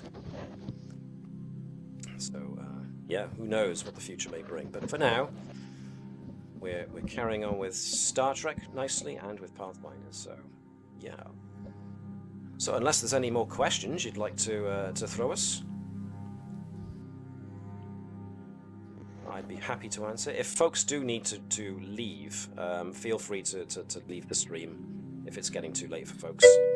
If you want to hang around, that's fine. I'll let you know if you run into something, if you're interested. Yeah, sure. I mean, in light of everything that's happened with WotC, I've been looking at other things too. I've had a look at Shadow of the Demon Lord. I've had a look at 13th Age. I've had a look at the SCP RPG recently. I'm looking at lots of things. Not that I have the time to run much of everything, but yeah. Keep looking around, see if there's anything interesting. If you think there's something interesting we might be interested in hearing about, then by all means throw it in and we'll have a talk about it and see if we like this look of it. Thanks everyone on chat for tuning in. Thanks all to the crew as usual for making this an entertaining time. I'm going to have to scrub this bridge clean of all this graffiti. That's the night shift to do. That's what we use night shift for, yeah. So, yeah, so everyone who tuned in for the stream, thank you very, very much for tuning in and for interacting with us. It was nice to have these questions asked. I enjoyed that. But as usual, as we depart, we ask you to all live long and prosper, to look after each other. And, yeah, Star Trek's a universe where there's hope, where people communicate in order to get over their problems, even though there's a bit of shoot-bang fire in the middle just for action's sake. But, yeah, let's hold true to these ideals as much as we can in this day and age. So, yes, look after each other, be kind to each other, and the hailing frequencies will now be closed. See you guys.